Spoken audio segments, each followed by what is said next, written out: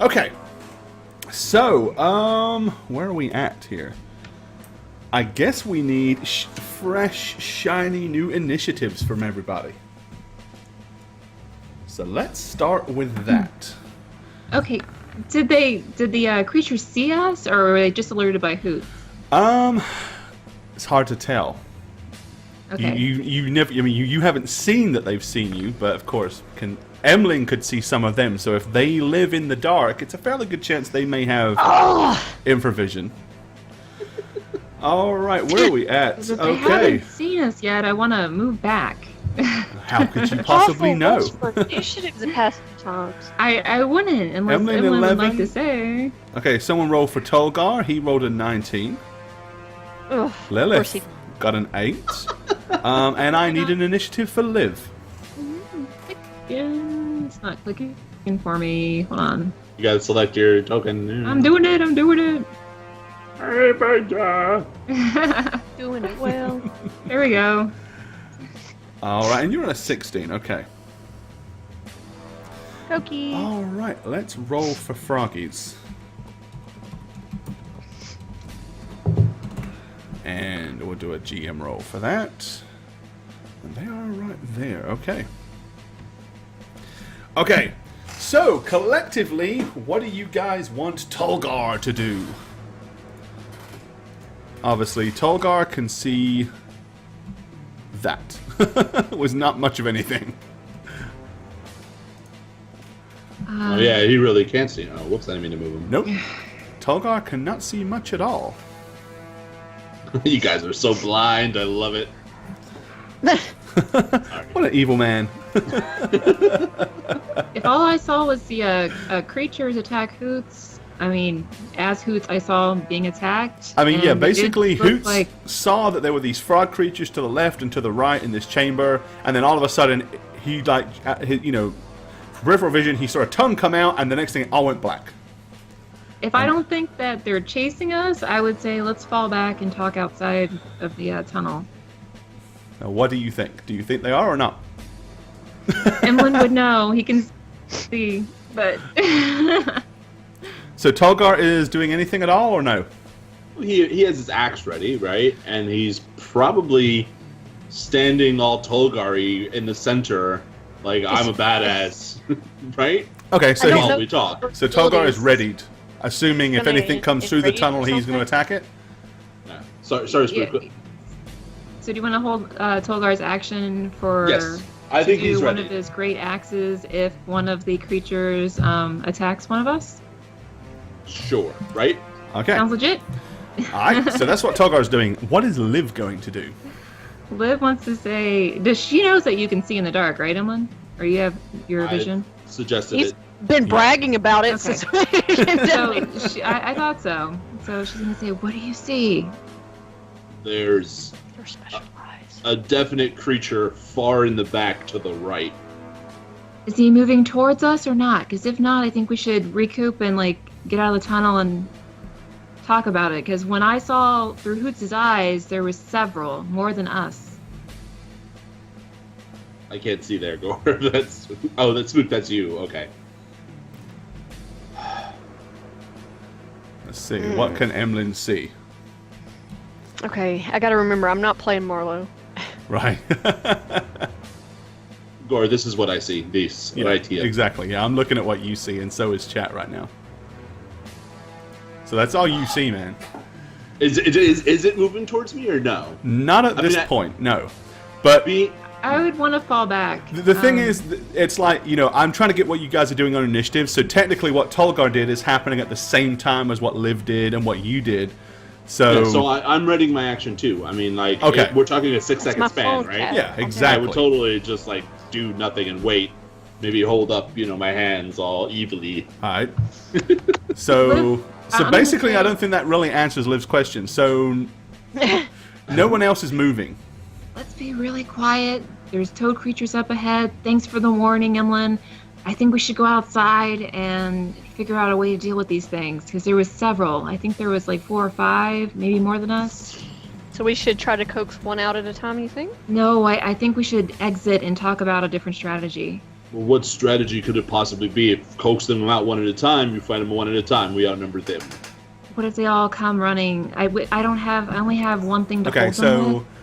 so, what is Lilith gonna do? Because, well, that's basically, We're basically talking about it right here and now. y'all's action pretty much is to have the discussion.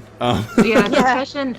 We can approach the stoppage, the blockage from the other side, pull it, and then they can come up and we can shoot fish out of a barrel. Didn't you bang your nose against the... It's So you full wanna of try to- rocks and stuff on this side. You want to try to pull the plug out of it. On the other side. Yeah, maybe we should have Tolgar. I don't think I don't think we can do it from the other side. we're gonna have time. Everyone get ready. Just get ready. Alright, Lilith? When you say get ready, do you mean get ready to pull the plug out of it from this side, or do you mean to fight the whatever the hell is in there? I'm saying it like this. Get ready. I just didn't want to hurt my voice. My fragile voice. He's so fragile.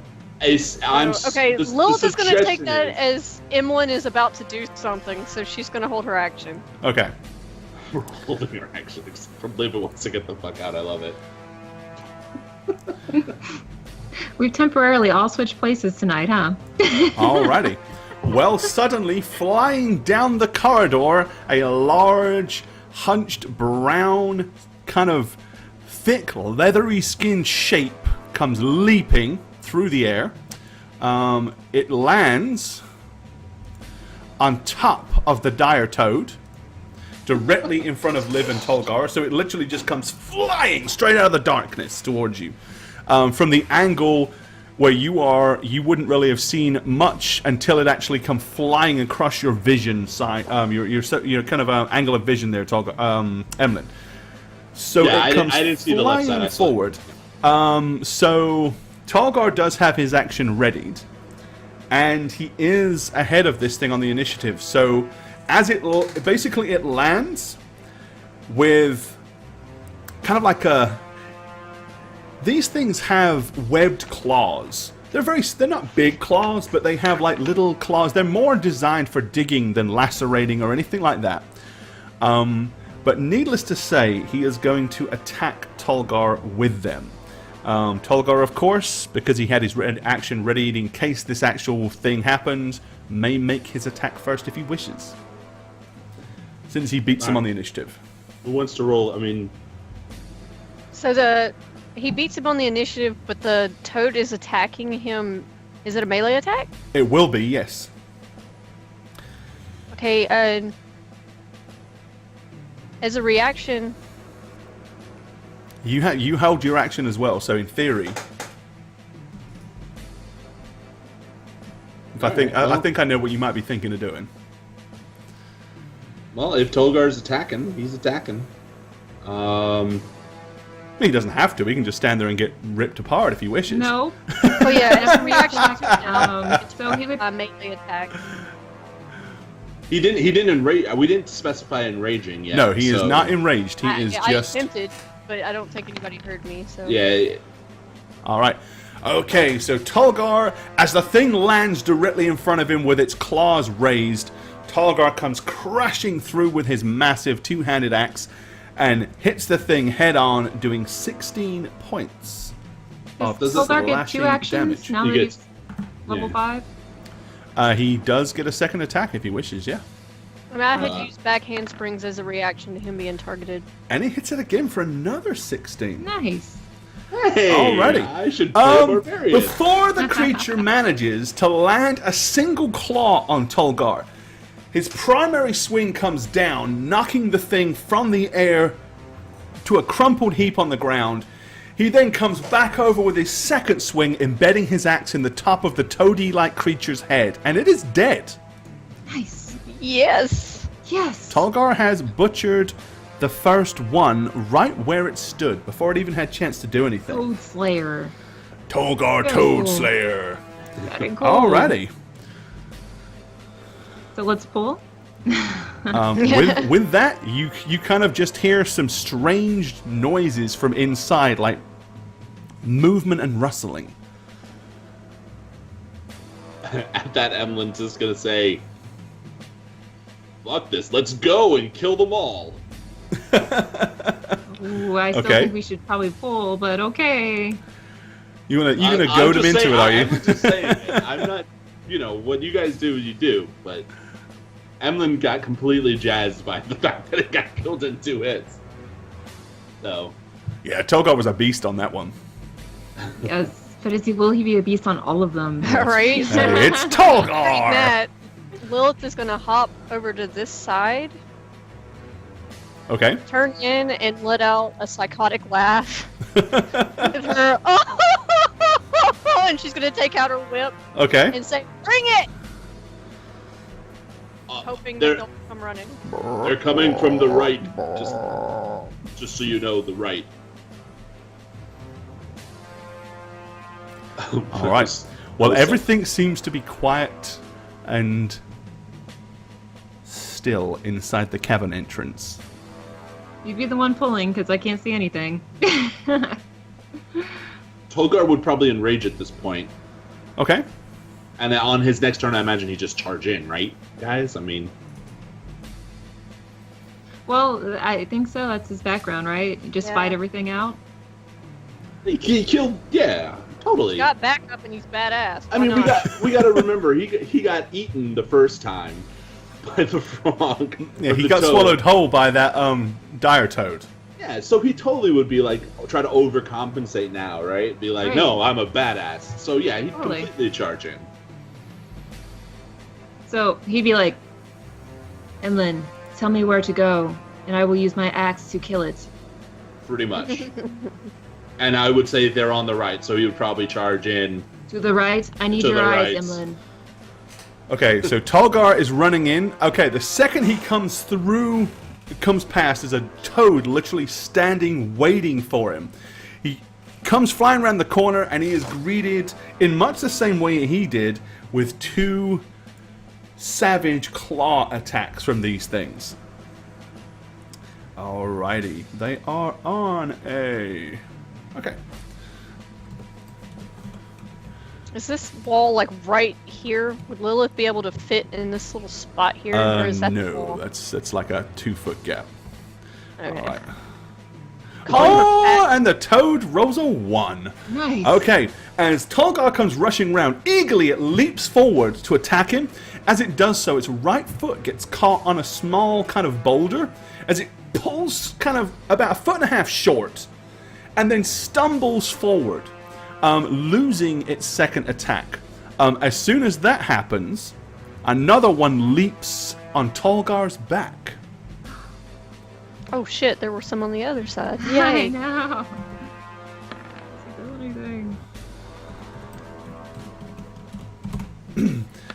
As it leaps towards Tolgar, both claws raised. Let me check Tolgar's sheet here. 18. 18 with his dex bonus, which he can't have from an attack behind, so he's losing so 4. 14. So it hits him twice then. All right, Tolgar winces in pain as the Lilith would claws use backhand lash springs to get closer into his back. as a reaction. Okay. All right, hold on. Tolgar takes a total of 12 points of damage from the claws of the toad creature. All right, Lilith, what are you doing? So it's He takes 6, half. right? Yep. Yeah. Enraged, he only takes half. Got it. Okay. What? Right. Sorry, Lilith, you said you were doing something as your reaction? Yeah, her reaction to him being targeted by melee attack was to do backhand springs to get a little closer. Mm-hmm. Okay. So you close down the distance? Alrighty. Okay. Liv. Let's see. Can I move up the balls so I can cast Fairy Fire? Of course I guess you it can. would. You can. No, they would. You can control I and would move lose the balls. concentration, wouldn't I? Yep. Shoot. Well, let me keep the light up so now Tolgar can see it. And let me move the other ones, but I can't see them on my screen. Okay, you've got one here. Can you move it closer to Tolgar? Because It's. I'm gonna have to screenshot what I see so you guys can see. Like, I really can't see anything. Yeah, this is what she sees right there. But see, if Like- the balls are like to her left or behind her or something like that, out of her actual line of vision, she can't see them. Right. Okay. So that's like okay. Okay, So I'm gonna keep remaining concentration on them, but at least you guys can see what's around us. All right, so you're going to use concentration to control your ball placement, basically. Right. All right. Controlling my balls. All right, Emlyn, what do you want to do? Over here to see the green thing, and I'm gonna Eldritch V Spiritu, and I'm doing it twice. Okay, double Eldritch Blast on the. So you're attacking the frog creature that is on Tolgar's back, yeah? Yes, correct. The green one. Alrighty. Whoa, there we go. 14 and a 16. The 16 is a hit and does 11 points of 14. damage. Okay. The 14 is not a hit. Oh. Okay. Sorry. Alrighty. It's okay. It is now their turn. Okay, so Tolgar has 2 of them. Make that 3 of them. As another one leaps out of the dark. However, this Jesus. one is bright red. It has huge elongated arms, and the talons are about 1.5 feet long. It also has Damn. massive dripping fangs instead of the general toad. This thing almost looks like some kind of hunter hybrid. Alright, Tolgar is going to face a bunch of attacks this time. Okay, so the first one. This is from the brown one that he already hit. Miss. Misses. Ooh, what is that? Interesting. Alright, Tolgar. Go ahead and copy that. Vampire toad. Alright. And the second one misses as well. Okay, the toad from behind him. 14 AC. Yep. Ooh. Hits him once. And he receives a total of 6 points of damage, so he'll only take 3. Alright, now the other creature. The red one that's to his side. He has a flanking bonus as well. Man. Alrighty. Right, immediately, okay, so as it lands, it lashes out with one set of its huge talons. Oh, shit. Uh-oh, Tolgar! Oh man. Alrighty, so let me make that 2d8 plus 4. Alright, the first claw lands doing 13, so that will actually be 7 for Tolgar. Still, ouch. Ah. The second talon also hits. Yep, right on the money. Oh my gosh. Dealing another 6, that's a further 3 points.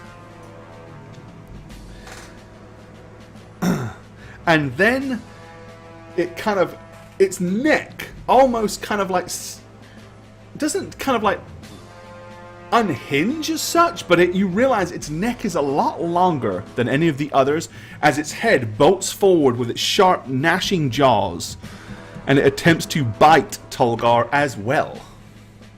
Oh goodness. Miss. Which Thank is a God. miss. Alrighty. Whew. Tolgar is in some hot water right here. Okay. Hi, Jane. We killed your character. I know. This Lilith, is not good. what do you want to do? All right. Thank so, heavens for rage. That's all I say. Yeah. Hell yeah. So she is going to ego trip on the one in front of her, Okay. which since she did back handsprings to get in range, she has advantage. All right. So you roll your whip attack with advantage. So just change your macro to give you advantage on that roll. All right. Whoosh! The whip goes flying through the air and lashes against the toad. and does 5 points of damage. And she's got to do a performance check. And now you have to make a you have to make a performance check successfully to apply the additional force. And a performance check is against the AC, so that's not. Alrighty. Okay, but you still give it a good lashing for 5.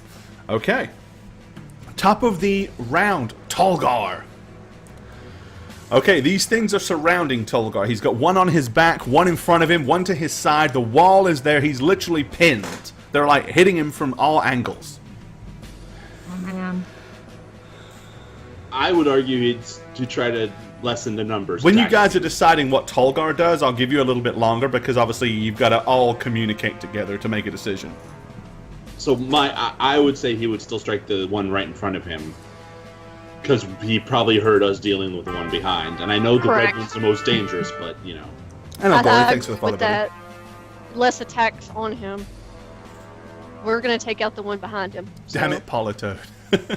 Yeah, he would, right, Liv? You agree? Yeah, I think he would.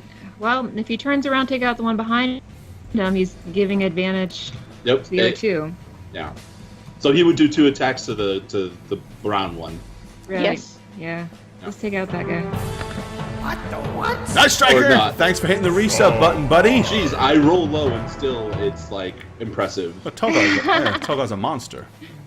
I think we know what Shag is playing next time. Give Night Striker some love. Alright. Thanks for hitting that resub button, my friend.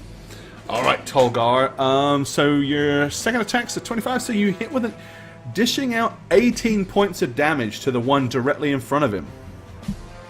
Alright.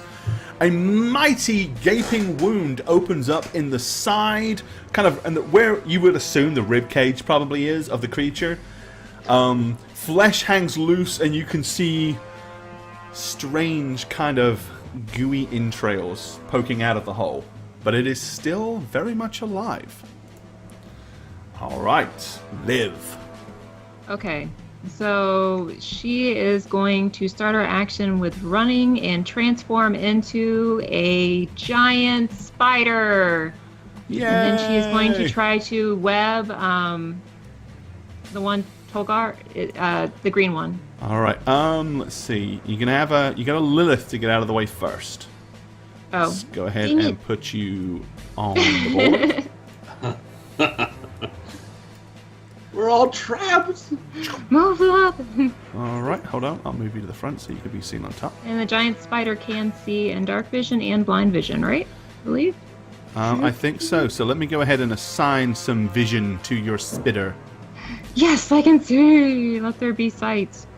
I hope Lilith doesn't turn around and see this gigantic Oh yeah, spider. that would suck. Right, Like- spider has Get 180 by the rest of the vision. things. Well, you know, maybe she would. Maybe we should say, "I'm gonna turn into a spider," because she doesn't know these things. Could understand them. Right? Okay, there. So you should be able to see out of the spiders. Oh my god. Oh, hold on. That's kind of weird. The icon is not correct. Hold on. I just noticed that so the can I- front. Give me one second. The front face of your icon is not where it's supposed to be. You're a fucking mutation. So that's going to make no. it kind of a pain in the ass. You're a mutated spider. Because you should be able to see. All right, you know what? Your spider is going to be sideways for now. That's fine. So the side of your spider is actually the front of your spider. I'll fix it later. Can she crawl up the ceiling of the wall so she's not over? You know, so she doesn't have to talk to Lilith. She can just like climb up the wall and then spit down. You can basically, you can scurry up 5 or 6 feet up to the top of the wall. Would she be in range to shoot at the green toad? And then move along. If you go up the wall and kind of upside down, you could be directly above Lilith. Quite how she's going to suddenly feel when she sees this big arachnid shape emerge directly above her, I don't know, but we'll find out. But yes, you totally could do that. That would get you above her to where you can get a clear shot at the toad. Absolutely. Don't freak out, don't freak out. Okay, so she's gonna try webbing that toad. Alright. Ooh, with a natural 20. Woo! That's right. Natural 20. Yeah. There you go. So, yeah, Dystress knocks out the first 20 of the night. So if you bet on her, you're already being rewarded your hard-earned gold. Yeah. Alrighty, so there you go. Didn't you get a 20 on the last time you tried to web? I don't know. Maybe I You should did. get spider more often. Alrighty. So you shoot the creature with webbing. Whoosh! There, web icon. Nice. Move him just a fraction so he can see it. Okay, so he is now covered in a nasty sticky goo, and on his next turn he can attempt to break out of it. Okay. It is now Emlyn's turn. I had an idea, but it wouldn't work, and it would only put Tolgar in more Oh, that's danger. Wolf. Thanks for the follow, buddy. I am just V Manu. I'm V Spiritu twice. And I'm doing it to the red creature. Now that I see the webbing. You can't see that creature. There's too much. Well- You've got an entire toad and a massive. You That's can true. see it, but you've got a Tolgar and Okay. a toad in your way. So I'm gonna say that you wouldn't be able to get a good line of sight to that. Okay, fair enough. So then it would be on the green guy. Okay. Webbed. Which is a hit for 13. Even webs? It wasn't a hit? Yeah, it's a hit. You want it not to be a hit? I rolled twice. The 13 versus. Oh, 18. sorry, I didn't see the first one. 13. Yes, that is a hit. Okay. The twin darkness comes from Emlyn's hands, and the creature that is covered in a web suddenly collapses lifelessly to the ground underneath its webbed canvas. So you literally just see it go and slump. Alrighty. It is the frog creature's turn. No, Tolgar. Okay, Now another did they one leaps multiply? from the leaps out of the darkness to replace its fallen comrade. Dang it. As you all stand there and watch Tolgar take the brunt. That's what he's for, Multiplying. damn it. Okay, the one in front of him that is already badly injured lashes at him and a second time rolls a 1. Okay, as it attempts to reach over with its claw, the pain from the ripping gash in his side grips it as it's like... Which is exactly how toads behave when you put a huge gash in them. Just so you know. Okay, it doesn't get the second attack because of the 1. Okay, the toad behind it that's attacking his back. Once again with Hits. flanking bonus as well. And Melissa's gonna Hits him backhand twice. spring closer to it. He takes a combined total of 10, so 5. another 5 points of damage. Doom, doom, doom. Total. Alright. And now the Ripper Toad. Alrighty. It's a good job he's enraged. Hits. Miss. Actually, that's a hit because of the flanking It's bonus. a bonus. Oh, you didn't put it. Yeah, I forgot to add it. Ah! Stop moving. So we roll the Jesus. claws. The ripping, terrifying claws from the creature tear into him for 15, so 7 points of damage. 8 points of damage, sorry. And then the bite.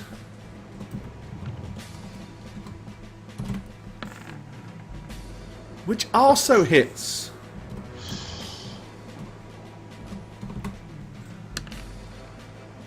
For another 5. Ouch. Take All it right. up, Tolgar! Let's see where we at. Okay. Poor Tolgar is getting his proverbial barbarian butt toaded. No. Liv, it is your turn. So the one creature that you did web seems to no longer be moving. Okay. I need to see if I can regain my webbing, so I'll do that first. Yep. And then Okay, so no. fibers. It's 5 or 6. I get it back, right? So 4, didn't Yeah, it? no. For you do not. So you don't get. So- you can't web again as a spider right now. She wants to drop down on, move up a little bit, drop down on the other one, the other green one, and Oh shit! use her bite. Okay. Yeah. What's the movement rate on your spider? I think that would be fine. Yeah. It's got to be 25 feet. Okay. So you scurry along the ceiling and then you flip down and drop on the thing. Okay. As you drop into List's peripheral vision.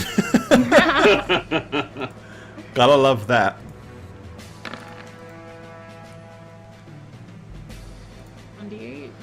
All right. Yes, the spider drops down from the ceiling, sinking its sharpened fangs into the shoulder and neck of that toad for 9 points of piercing damage. This is not something you expect to see at anything. also A spider jumping on a fucking mutated I know. toad. Right. Mutated toad. I think there's a poison damage. Does it have poison? Let's have a Let's look. see real quick. Giant I spider put it in. form. I think it's Probably on my does. sheet if you look. Yeah, I'm Okay. looking right now. Okay. I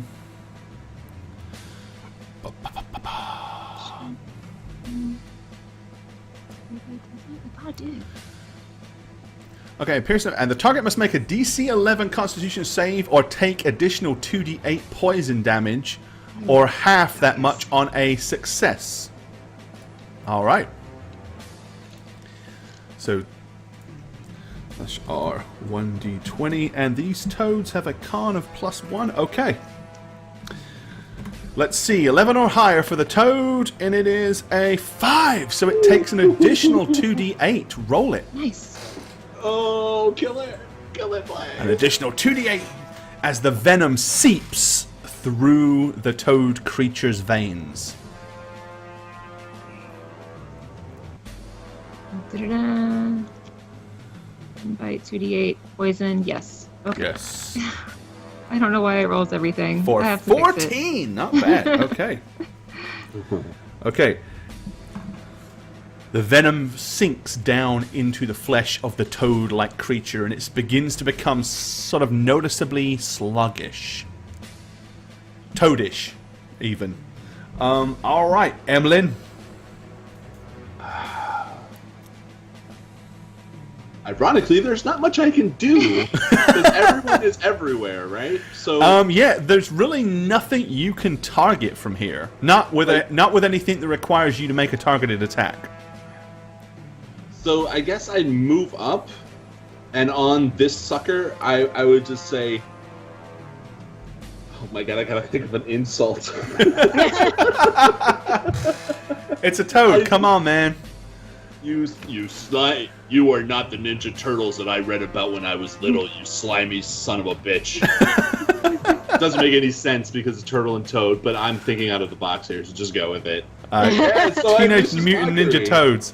I gotta get better with my insults, I admit. But Vicious Mockery. It Nice. hits for 5 points of hurting damage. And which one are you hitting? the red one. The red one? Okay. You notice the red one goes...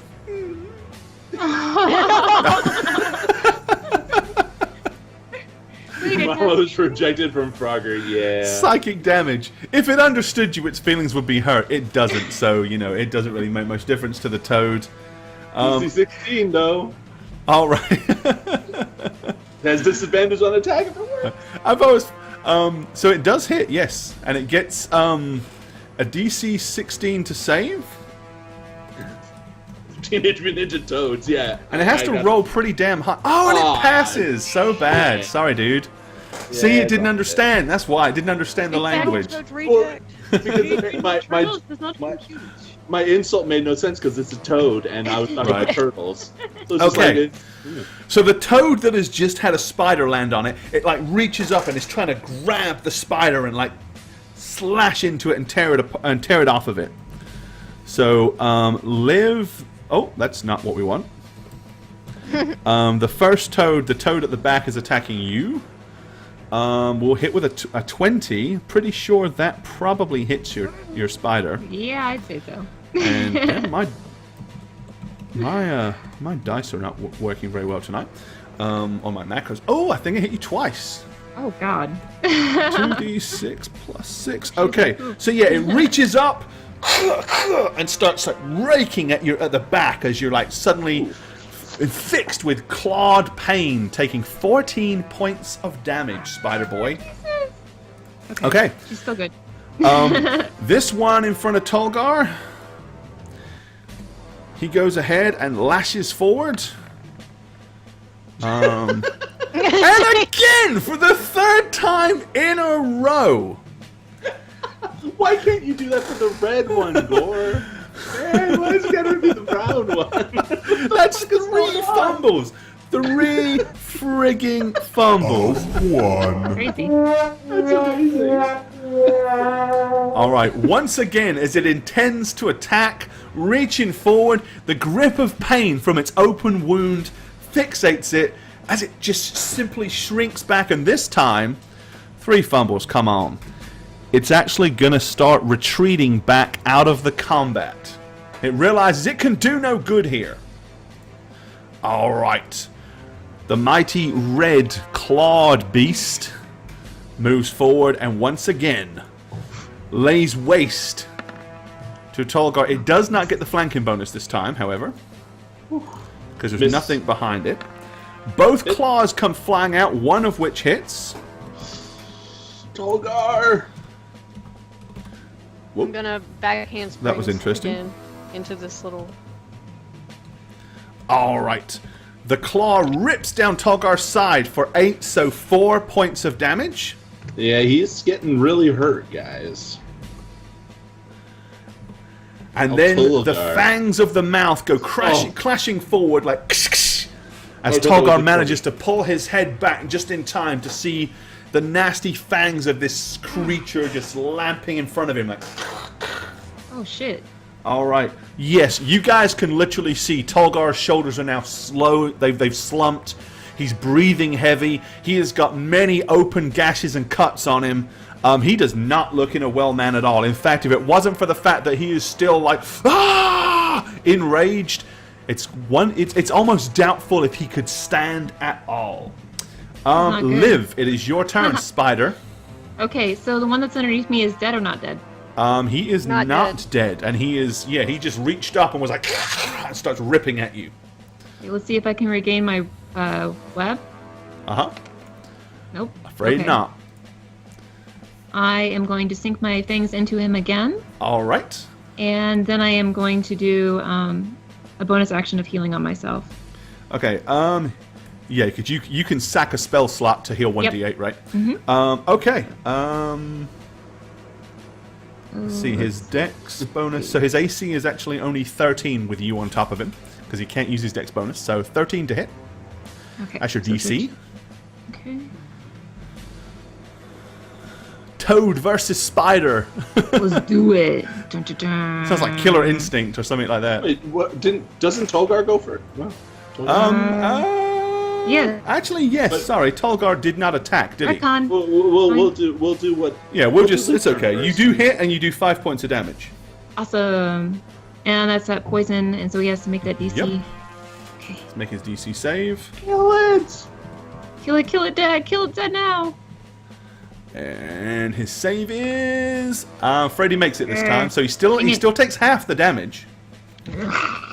So roll 2d8, and he's still gonna eat half of it. Okay, this time I'm gonna do this. 2, and then roll. Much better. All right, even though it's only taken half of that. Oh, wrong one.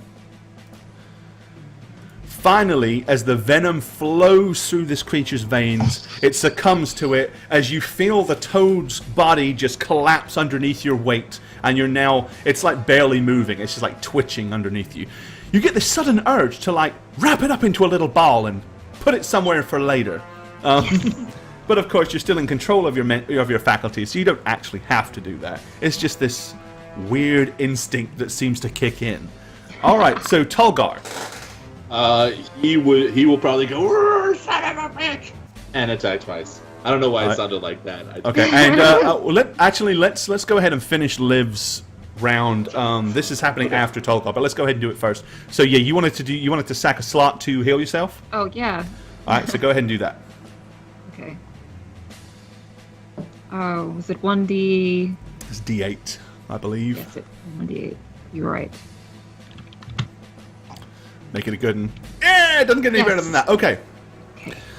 So concentrating hard in your spider form, you take some of the magical natural energies that you possess and pump it into your body to heal some of your wounds. 8 points healed. Well done. Awesome. All right, over to Tolgar.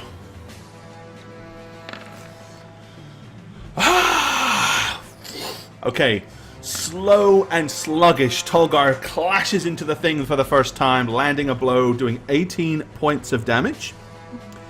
Man. Lifting his axe with effort, the second time he crashes towards this creature, but with him being so much slower than he normally is, with almost no energy left in his body, the creature sidesteps the axe as it crashes down into the hard dirt on the hard dirt canvas ground. Mount Johnson and Tommy Laserguns, thanks for those follows. Alrighty. So we did live Emlyn.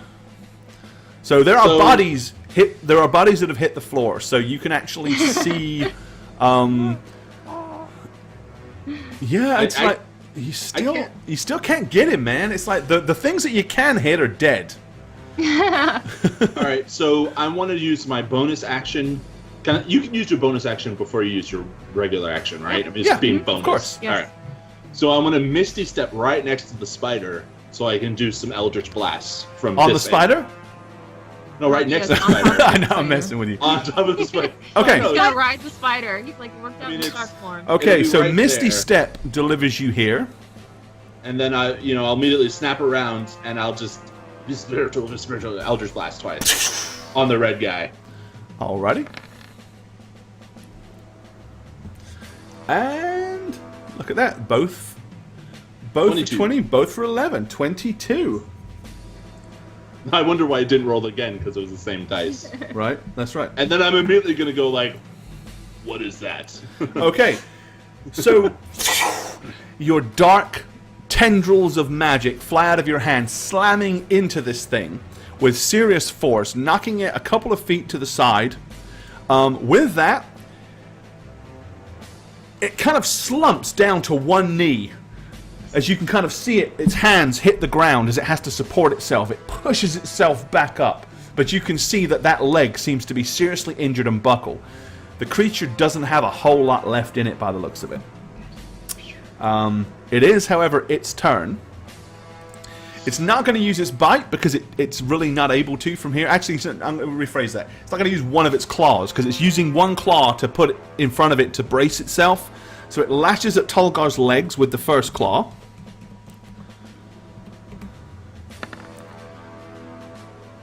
And misses. Then, attempting to dive up. Oh, I missed adding my plus on that. Wouldn't have mattered either way. Or, hang on, what's going on here? That's weird. Was that just a delayed dice roll? Yeah, mine does that too. Yeah, it didn't roll again. Yeah, I haven't rolled it yet. We can count Okay, it as a miss so anyway. Oh. Okay, this time Oh, it indeed. chomps down on Tolgar's thigh No! No! for a total of 6, so only 3 points of damage to the enraged Tolgar. Was that 17 out of 60 health, just saying. Ah, he's got tons of hit points. Jesus, what are you Goodness. whining about? Alrighty. So, Lilith. How tall is the ceiling? Inside the chamber, it's about 8 feet. So In I the could corridor, do it was only about 5 feet. Alright, so Lilith is gonna hit the ceiling with her whip above the red creature using in the spotlight. Okay. So all the creatures within 60 feet have to make a saving throw with charisma against her spell DC. Oh my god, a saving throw with charisma with toad people. Okay.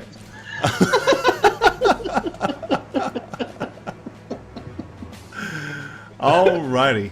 It's a very good-looking toad. let's just say that they have a -4 on the and -3 on their charisma. Damn. So charisma attacks against these guys are pretty good. Okay, so what ability are you using? It's in the spotlight, so if they fail, then they have to. That's a DC of 16. Right. Um, And then after that, they cannot you use have their to action to decide. hide, stealth, or turn invisible as long as the effect lingers, and they have to do all they can to stay in my line of sight. Right. Which ability did you say you're using? For flirtatious wink, come hither, frightening taunt, or out with a bang? I'm actually Because you have to using apply one Frightening of those, right? Taunt An odd first effect. on the red creature. Which one? The red creature, frightening taunt. Okay, so you're using frightening taunt. Okay. Alrighty. So you start by cracking the whip against the ceiling with a loud sonic whoosh. All right. They have a spell DC save of, you say, 16. Yes. Damn. Okay. There are 3 of them. 1d20 minus 3. Okay. Creepy Killer, Rain 700, and Soul of Bacon. Thanks for those follows, guys. All right. We're going to roll for Red Guy first. That's an epic fail. Damn. The second toad behind him is an epic fail. And Queenie, the big globberous toad behind him, is also an epic fail. Okay, so all of them failed, which means they are technically under the odd effect. Well, Let's only one see. of them is. So They just can't. They just right, can't so hide. all of them basically, they can't. Well, technically, it's not going to matter anyway. They can't stealth. They can't turn invisible. They can't do any of that stuff. But the one that you're hitting, basically, you just did a classic MMO taunt. Is exactly what you did, because it now. Frightening taunt. The creature is frightened of you and your whip. The effect ends at the end of its next turn, but the duration is refreshed every successful attack made against the affected creature. So it can't. It's like the anti-taunt. It can't target you all the time. Every round you hit, it cannot target you that round. That's basically what it does. Okay. Nice. All right. So it would now come down to the exhausted, bleeding, and bloody Tolgar. Oh man. Oh, he's going for the kill. Is he? Is he indeed? Let's make it happen. Oh no. All right. Mustering the last mounts of strength that Tolgar has, he buries his two-handed axe straight down into the skull of the red creature. With a gratifying crunch, the weight of Tolgar's mighty blow brings it crashing to the floor, lifeless and dead.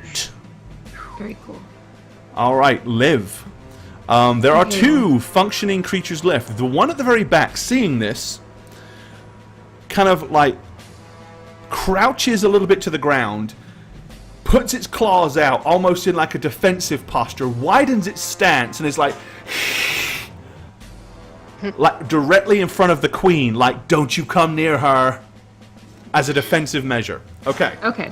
I'm gonna see if I can. The big regain one my... behind her, you see, is basically going and starts breathing in huge, ginormous gulps of air as it begins to get fatter and fatter and fatter. Okay. What do you want to do, Liv? Liv the regain spider? my web if I can. So Okay. Let's see if we can do that first. Yes. And yes, you have recaptured your web. I'm gonna So you shoot have it. web ability. Shooting the brown one. Your spidey web Because it's is working. All right. Probably the only one I can't. Hold on. Let me see what the web range is. And did I write it down in background at least? You are 20 feet from that one, 30 feet from that one. Okay, plus 5, 30 to 60 feet. So I am in range of the queen, right? Yep. 60 feet? Okay. Mm-hmm.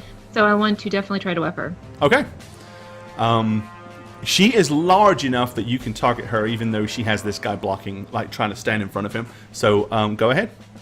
Let's do it. Okay. The web goes flying through the air.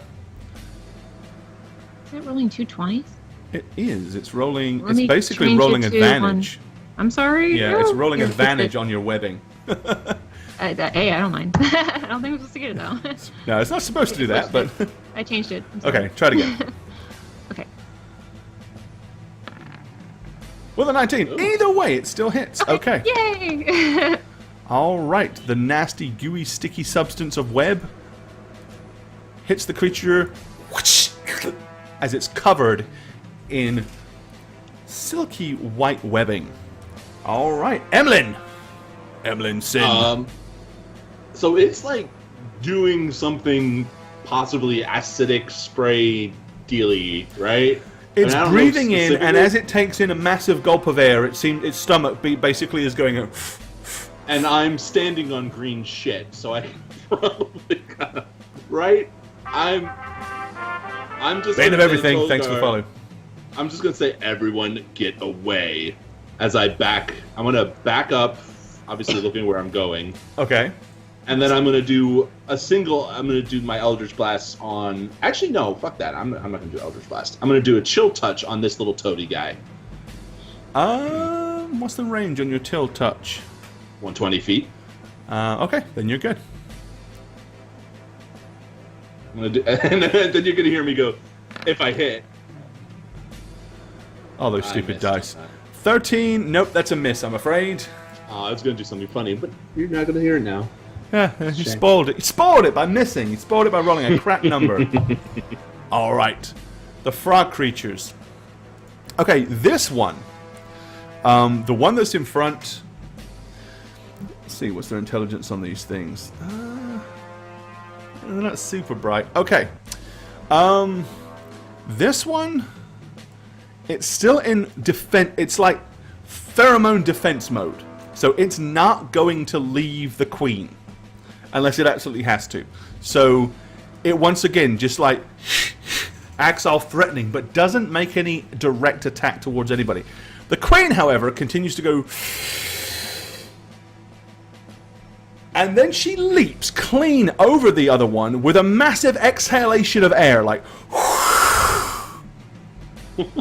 Alright, now I am going to make a perfectly random dice roll here. It is going to be a 1d4. She's not webbed. Oh, sorry, she is webbed. Yes, sorry, what am I thinking about? She has to break the web first. What's the DC for her to break this? Let me go back to her spider. Yeah, pull up your spider webbing. Tell me what that is. You are correct. I was going to get ahead of myself. She's got to save 11 first, damn it. Constitution. How much? 11. DC 11 Constitution throw. It's plus Oh wait, that's her bite. Yeah, no, that's not Strain. going to be the bite. For web. It should be a strength thingy. I just want to see a leap. That's pretty fucking awesome. Yeah, I know, right? me the- Let's see. Plus 5, 30, 60 feet. 12 strength, sorry. Alright, so she has to make a 12 strength to break the webbing. On the money. Okay. So basically with a huge big exhale, she rips clear from the webbing. Now. Here's what we are going to do, though. She has 60-foot range with this, but... Okay, yeah, it can be anybody. Okay, so I'm going to roll a d4. And I'm going to make it completely and utterly random. She's not that smart. If she was intelligent, she'd probably go for Tolgar, but being that they're really not that brainy, it's more of an impulse thing. 1 is Emlyn, 2 is the spider, 3 is Lilith, and 4 is Tolgar. Let's make a dice roll and see what happens. It is 3 Lilith, I'm afraid, my dear. Is it a ranged attack or like? Well, it is not a ranged attack because she's actually leaping clear, like through the air, like with a massive exhalation, I hate to say it, of expelled gas. She basically used a jet fart to throw herself forward, is realistically what just happened. That's awesome. So all these things can leap 20 feet, but if she has a, basically it's a special ability that she can use that to empower her leap.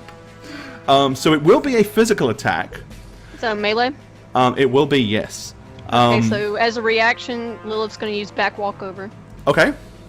Which says you may consume 20 feet of movement from your next turn. If you do so, the attacker has disadvantage on the attack. If the attack doesn't hit, you move backward 10 feet. Right. Okay. So, yes. So that gives her disadvantage on what she's about to do. It could have happened to like a better person, someone who's like all proper and fancy. Where did you go? You're gone. The light disappeared. Huh? I can't target me. I can't see you. You're not even on the board. Holy crap, that was an awesome ability. She literally just vaporized you. How did that happen? Shiggles. Alright, The fart was too much for you. You couldn't handle it. Let me put you back. I know. Well, No, 'cause it I think disappeared. I don't. toads are poisonous, right? So I'm thinking psychedelic, so it's farting rainbows in my brain. Right? Pink fluffy unitoads farting with rainbows. Okay, there you are. I put you back on. Alright, well before we find out what happens, we're going to go ahead and take our short break. You can step to this side so that you don't have to be in the mass of everybody. She was Right. supposed to. Okay, so Queen Toady flew through the air with her gas-propelled fuel-injected leap. And randomly it was determined that she is going to attack poor Lilith. Okay, Lilith. She lands. As she does so, her mouth opens like wider and wider and wider as this massive open maw is coming towards you through the air like a giant Pac-Man. Pac-Man frog maybe. All right.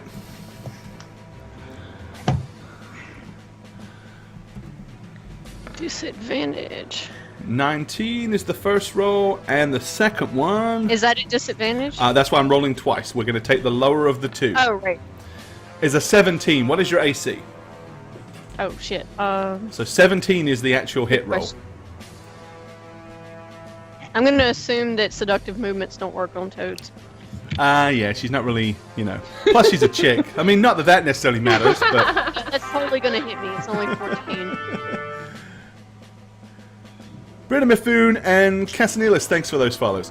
Alright, okay, so as she lands, her tongue comes out, wraps around your torso, and pulls you as you literally disappear inside Oh my the god. maw of the massive toad. You are now also swallowed whole. no. Now, you may make internal attacks from inside. There is room for you to move. You can only use kind of close. You're not going to be able to use your whip because it requires you to have, Right. But anything short and stabby, you totally can use. You are at disadvantage while making those attacks. So start of the next turn, you basically can do so. Okay. So you guys watch in horror as the Queen Toad swallows Lilith Edenwood whole as she vanishes as Lilith's last wiggling boot disappears into its mouth. Alright.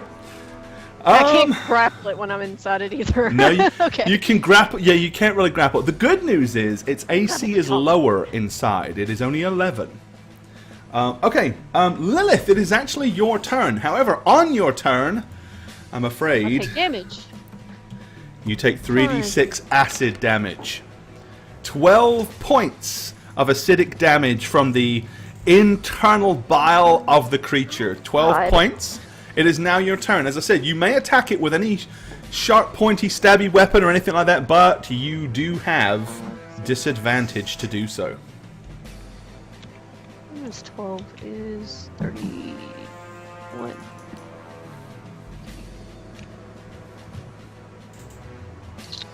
Well, that's all I can do. Wait, that's not all I can do. 1 second. Hashtag save Lilith. She's totally gonna have a fear of frogs now. Okay, by so the this end of is this an campaign, there'll be odd nothing she's question. not frightened of. Yes, ma'am. Is there this frog inside? How big is its insides? Like, How big? I mean, it's... yeah. I mean, it's not an Obviously, infinite. Yeah, it's enough room. The fact that you were allowed to make attacks mean... I mean, it's not that much bigger than you. So, I mean, you're pretty condensed in there. But you do have enough wiggle room to be like... this sort of stuff. But there's no backflipping, leaping around, cracking of whips. That sort of stuff. Common sense. But also, the images from Mirror Image are not physical; they're illusions, right? Right. All right. So that's not a good idea. Right, yeah. She's not going to see them. Well, She's not going to feel them either. She's not suddenly going to be like, oh, there's 10 Liliths inside of me. Pop. I figured that's where you were going. It's not a terrible idea, but no. Summon monster would have worked. I summon a buffalo inside the toad. Let's screw it. I'm just gonna go for a normal attack. All right. Alright, so don't forget it's with disadvantage. So you're going to be rolling... If you have the macro set to where you can choose disadvantage, do it. If not, roll twice. Oh, God. That's pretty shitty. A 1. Alright, Well- so basically, yes, you struggle to pull... What are you using? Rapier? Dagger? Yeah, rapier. Rapier. Okay, you struggle to pull the rapier from the sheath, and before you're even able to skin the thing, the frog turns violently to the left and your entire arm is sholted. So basically it's like you half pull it out and it's like, and it's straight back inside the sheath. You don't even get the thing clear. No. Tolgar. Can Tolgar try slashing at one of its limbs, maybe? Because if it slashed at its head, it would probably kill Lilith. So maybe its limb, like a leg or not. That's the question. Like, how does that work? Well, it's kind of like a big, giant... I mean, it's very fat and round and grotesque. So, I mean... I'll go ahead and say... I mean, he can make a called shot if he wants. An arm or a leg, which would be at -4 to hit. Do you want to do that, or do you think Tolgar would turn around and attack the other guy and let us handle this one? The other guy hasn't made any attacks in several rounds, right? He's just purely defensive. Yeah, but you get the feeling that was because he was just bridging the gap Really? between you and the queen. Now she's in Yeah. the fray. He may not be quite so resistant to stick out of it. Yeah, but Tolgar also knows what it's like to be eaten, digested with Yeah, acid. Tolgar would go for the limb then, right? I got Go for the queen. go for the queen. Now, if he reckless attacks Stay with away advantage, from her, you bitch! I don't know if Tolgar And would say that, but So Gore, if he reckless attacks in an enraged state, does he attack twice or just once? Reckless attack? I'm not saying that he. Yeah, doesn't he get the which Hold gives on. him advantage on his attacks? Give me a second. is that already added into his attack roll? Well, no, it's not what I see. I had it and you just turned it off. Hang on. Would he be reckless if Lilith gets devoured? Probably not. First attack gains advantage, but the enemies have advantage. So he totally can do that. But no matter what, all enemies will have advantage against him afterwards. Yes. Oh no, can't Yeah, do he wouldn't do that. that. Yeah. He's kind of very dead for Oh that. my god. So man. So he'll just do 2 great axe attacks in rage. I mean, as in rage, right? Alright, now At the here's queen. the thing. I am going to be a bit of a butt here and say, in an enraged state, he's not going to be able to make called shots. He's enraged. Oh, I wasn't saying about the enrage. Right, no, but when you were saying before about should he attack a limb, if he's going to attack this thing, he's going to attack it. He's enraged, he's infuriated, he's pained, he's hurt. He's not going to have the foresight to think, oh, it just swallowed Lilith. Probably should hit it on the toe. No, Oh, they should I hit his agree. pinky. Yeah, it'll just be 2 attacks. I mean, Alright. not called shot. Okay. Alright, hits it for 18. Okay. And 18, 36. Okay. Whew. So he does 36 points of damage to this thing. Lilith, inside, Oh no. you feel the thing kind of convulse as it's like, as it just tried to yelp in pain but couldn't because it's got a Lilith stuck in its throat. Unlike a frog stuck in your throat. But none of the damage, you didn't kill it, so none of the damage has gone through to Lilith at this point. That you, well, not that you would know, but Lilith, I'm telling you, you don't feel the sharp end of Tolgar's axe yet. Alright, Liv, what do you Okay. want to do? It's gonna. Spider Did Liv. I regain my webbing yet? No. You have to roll for it. Yes. She broke clear of it, so no, you do not have it, and I need to turn her webbing icon off because she broke it. And you know what? I'll go ahead and turn his off as well because it's pointless. Okay, so And then you move- don't have web, so you have a choice. Yeah, you've got her directly in front of you, or you've got the one that's left alive back here. Definitely gonna get the one back there. I just need to see how fast. I think you can probably quite easily cover that distance. That's only. Okay. I mean, you're like, yeah, you can get there. It's 20 feet. All right. So she's gonna do that, and she's going to jump on it and try to All bite right. it. So you attack the toad at the back and attempt to envenomate the creature. Go ahead. Let's do it. Do it. Bite. Do it. Unfortunately, your aim is not exemplary. As you crawl over the corpse of the red, razor-looking toad and try to snap forward, but with all the imbalance and the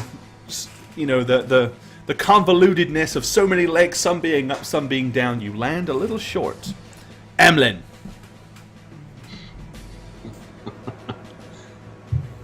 At least I'm blocking him, though. It's something I'm block. thinking of doing, but it doesn't put Lilith into account, and I wouldn't know what to do with Lilith in there. So For all Spoon, you know, don't hate Lilith me. could be dead. Lilith Right. could have been eaten for all you know. You don't know is the whole point. I am going to say Lamia Tactus as I run up to it to do a vampiric touch on it. Ooh. Nice. Okay. So my Emlyn's hand turns this like shadow with purple mist things around it as I'm running and saying it, and then I'm gonna try to like grab it in its like little toe maybe. All No, right. I'm gonna just try to grab it. You have a DC of 15 to hit the thing. All them dice though. 21. Let's see. 21 versus they say you do hit it. 11 points of necrotic damage. Okay, so basically you suck 11 points of life out of the creature. And I get, well, my 3 because I was down by 3. Yeah. you can't heal more than you lost, but Right. but you are, yeah, okay.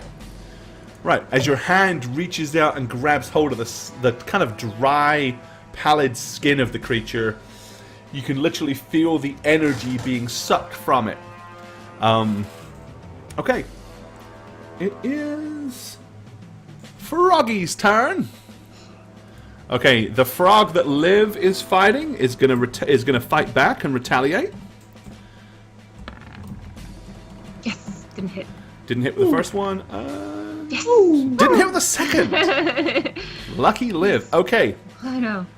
Queen Fart Pants. The only person that's really in her peripheral vision right now is Emlyn, so she's going to attack Emlyn. All right. All right. Basically, her huge big tongue comes flying out. She can't swallow you because she's full. But she is attacking you with the tongue. Oh! Ooh, look at that look. Natural 20! Okay. So gross. Basically, it is an automatic if she hits. Shut up, phone. Go away. So it is basically an entangle. It comes flying out. The tongue lashes around you. And it doesn't physically do any damage initially, so the 20 is kind of redundant. But you do have to succeed in a grapple with this thing to break free. Its tongue is wrapped around your throat. On your turn, you're going to take 2d6 damage from asphyxiation. Got it. Okay. Okay. It is Lilith's turn from inside. Lilith, have 3d6 acidic damage for 16. That's not good. It burns! It burns! It burns! But you now do get to make an attack, but with disadvantage.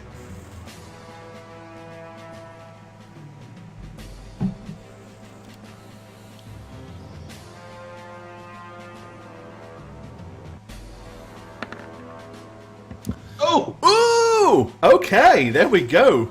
Unfortunately, you have to take the lower one, which is the 8. Because it's disadvantage. So you pull the rapier out and try to stab, but it's just there's no angle to get a good poke in on the thing. And even though its AC is only 11, you can't find a point to stick the damn thing in. Tolgar! Okay, Tolgar is behind this thing. What does he want to do? I think he's still laying on enraged, it. right? Yeah. This could be really tragic, just saying. Okay. He hits it for 18.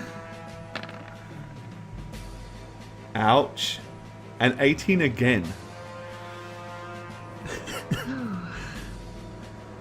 Lilith, my dear, how many hit points did you have? 15. That's how much I have left. Yeah. Okay, so here's what happened.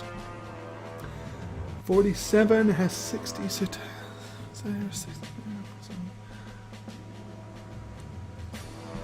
Okay, Lilith. So the axe goes smashing into the creature once, and then Tolgar buries the axe deep into the body of the creature with the second one as it ceases to move. I'm going to message you what happened.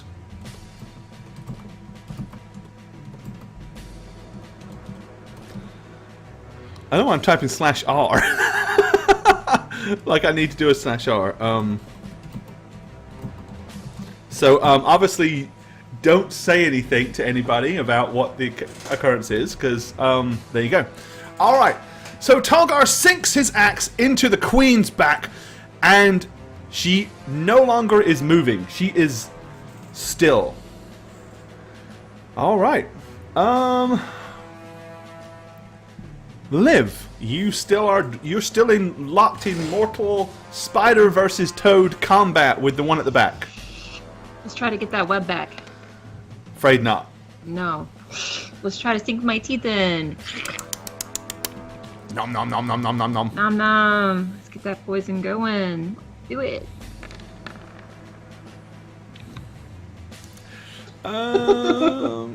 Let's see. Why did it roll twice? I don't know.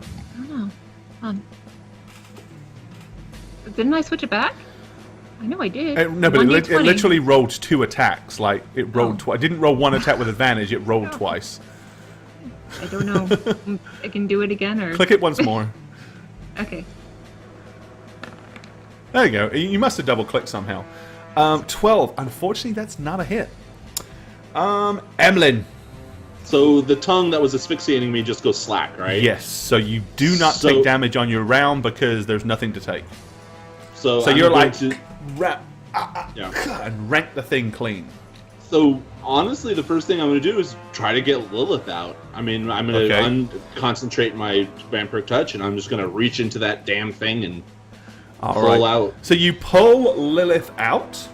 That's your entire round, basically. You pull Lilith's lifeless corpse out from inside the dead mouth. She is totally not moving.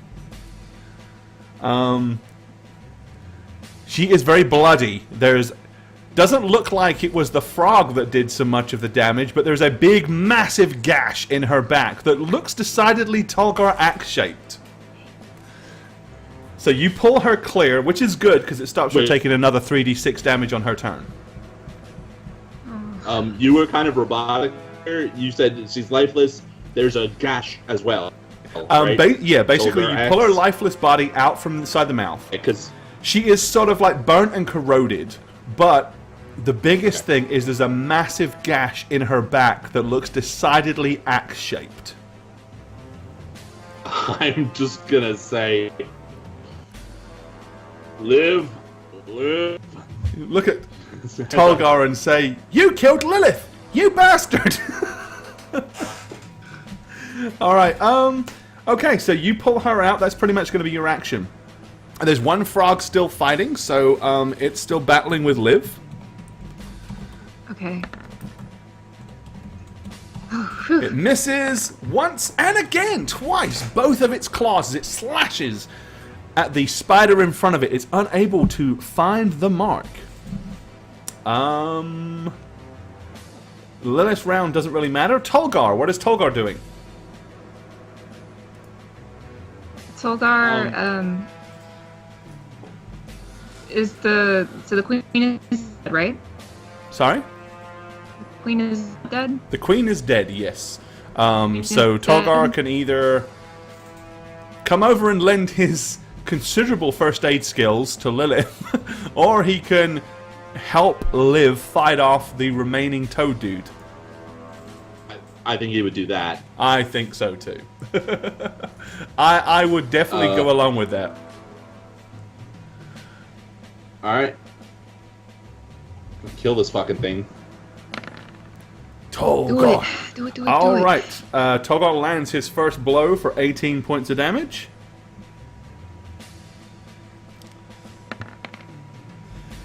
And another 18 points of damage. With that combined with everything else, yes. The creature, I'm going to move you just for a second, Liv, so I can get to this thing.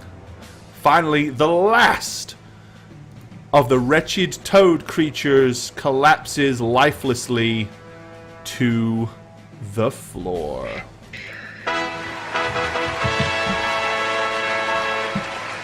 Alright. Alrighty, so Yeah. you have taken out all remaining toad creatures. However, as Tolgar slowly comes out of his rage and glances around, not only are there dead toads everywhere, but there is the seemingly lifeless body of Lilith laying face down on the ground with a massive wound in her back. Emlyn's just gonna say live. Tolgar says, She on "You that- bastard, Emlyn, look what you did," and attacks you. No. Okay. Help. Yes, she transforms back into her human naked self, and she runs over to Lilith. And she places her hands on her, and she tries to heal her. Right. Or Before she we do that, just Lilith, ruins. go ahead and make me a saving throw. This is a death saving throw. So you are basically trying not to die, but in theory, you have to fail 3 times. So you need to go ahead and make a. I think it's on the sheet, isn't it? Let's see. First time any of you have actually had to make one of these, so I need to find it on the sheet. It's a con save, right? Restart. Constitution saving throw. Yep. So just Roll click. 10 or higher, you succeed. Yep. So just click your con save button, my dear. But I can try to stabilize, right?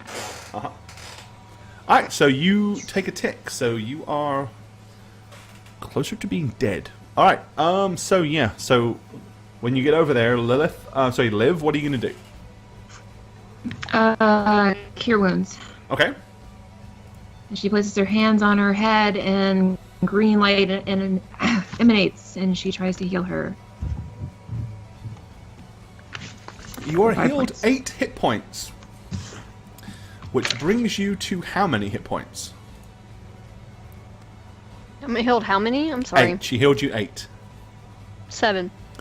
All right, so you actually have brought her round. She is alive. Oh, thank goodness. She was she was definitely heading down the road of being dead, but she went into the minuses. But because you were able to get to her quickly, she is still alive. But she doesn't feel very good. And she has a reason to be mad at Tolgar. I love it. You know, it's probably unlikely that she knows what happened because she couldn't see and she was dark and just suddenly felt excruciating pain in her back and then it all went black. So, you know. Okay, Liv's going to cast the same thing but at a level 2 spell slot. Okay. So she's going to scroll down. Okay, So give her a 2d8. 2d8.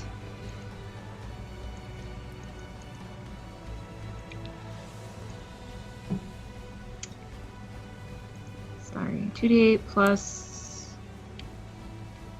Oh, I'll just do it twice then. Okay, yeah, that'll work. 5 and 7. So a total of 15 is what it is. Okay. So you're you're healed probably 15 pretty good. points. Yeah, she feels an Tolgar- awful lot better. Tolgar needs healing as well. Yeah, Tolgar's pretty foobarred. Are you okay, Lil? Are you move Are you feeling any better? Get Tolgar out of the way here. I don't really feel like talking right now, Olivia. I'm sorry. She doesn't feel good at all. I understand. If there's anything you need, let me know. She goes over to Tolgar, and she puts her hand on his shoulder to heal him at a level 2. All right. Tolgar Cure is the wound. recipient of 11 plus. So Tolgar is healed 18 points. Okay. All right. So whoever's working on Tolgar's sheet, stick his Got hit it. point. There you go. Awesome, man. Okay. Tolgar also feels considerably better. Right, Emlyn. What you're looking at. Basically, there is a horrid, nasty, green, slimy pool of acrid sludge. And there are basically what look like ginormous tadpoles with big, sharp fangs. They look almost like kind of like rabid catfish than tadpoles. And there's They're a bunch constrained of in them. that sludge, right? I mean, they're not going out of the sludge. No, they are contained in it. There are also a huge big pile of eggs at the back side of it. Let me move down a fraction so chat can see that as well.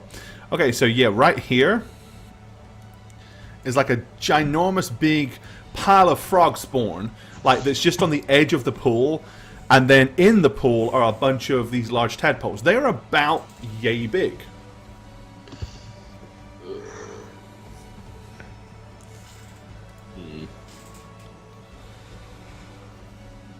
Are you guys okay back there? I think we're good. Peachy. Hey, Liv, come here. Alright.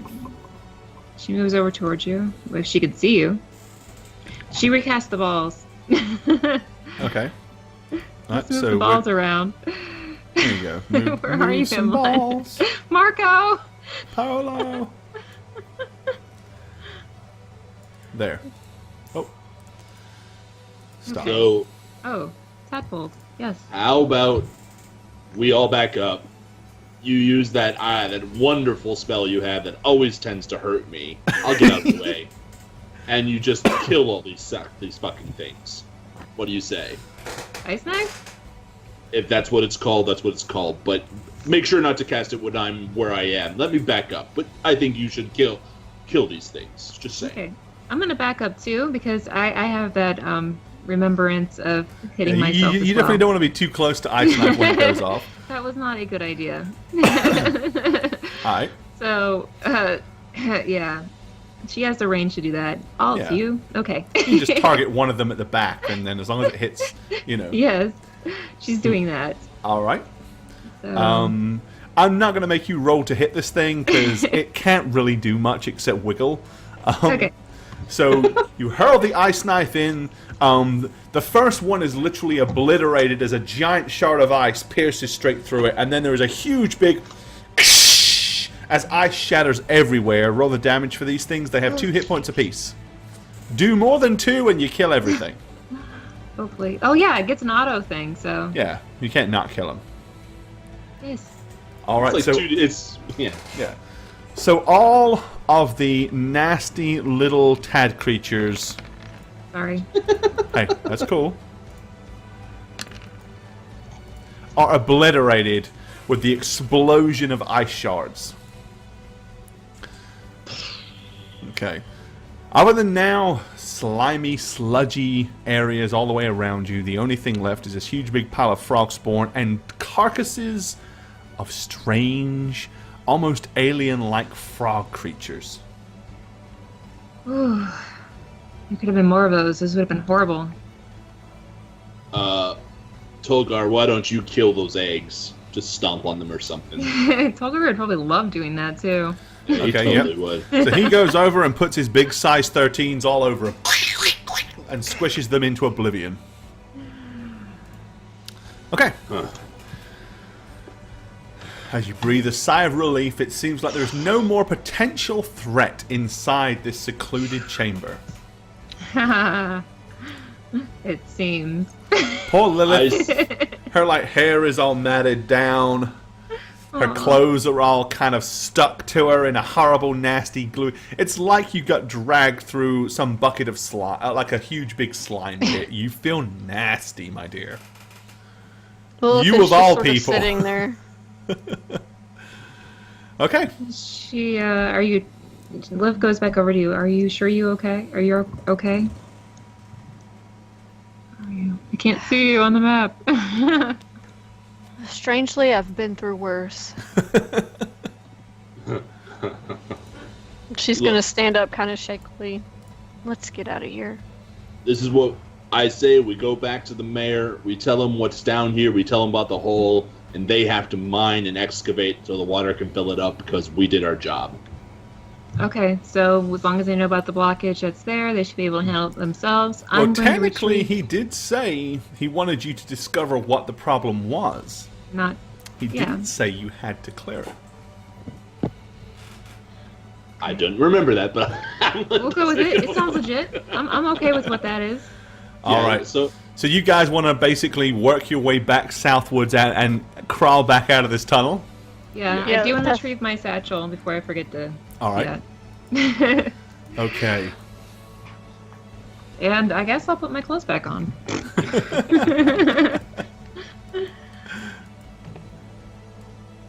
Lilith is gonna make her way back through there. She's all limping and shit, even though Okay.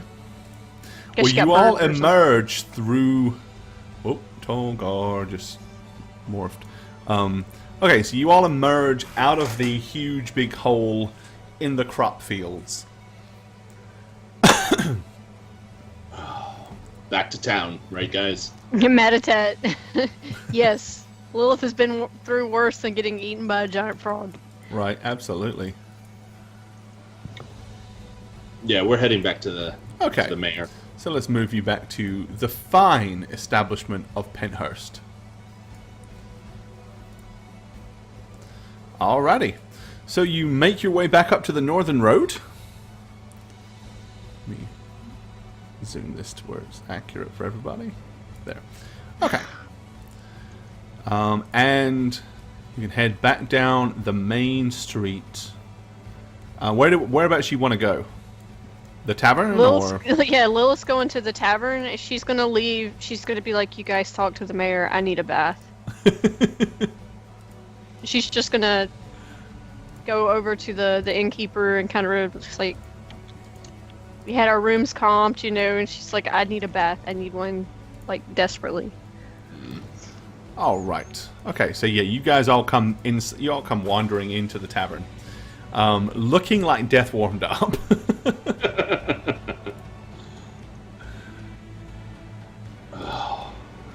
There he is. Okay.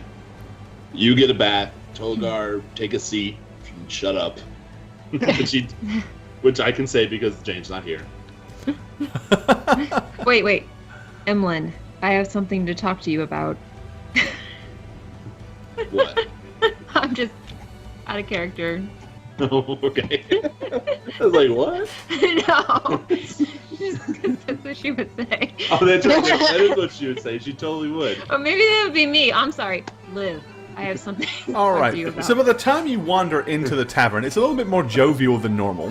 One of the punters is playing a fiddle, and they're all kind of just having fun and generally chowing down on food and having a whale of a time. Lilith, you retire to your room and get a much needed bath. All right. So what's everybody else up to?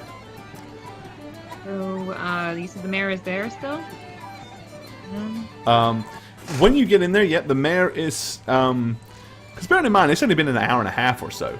The mayor is still at the bar, supping away on his ale and tapping his foot to the music, clutching his pipe with the other hand.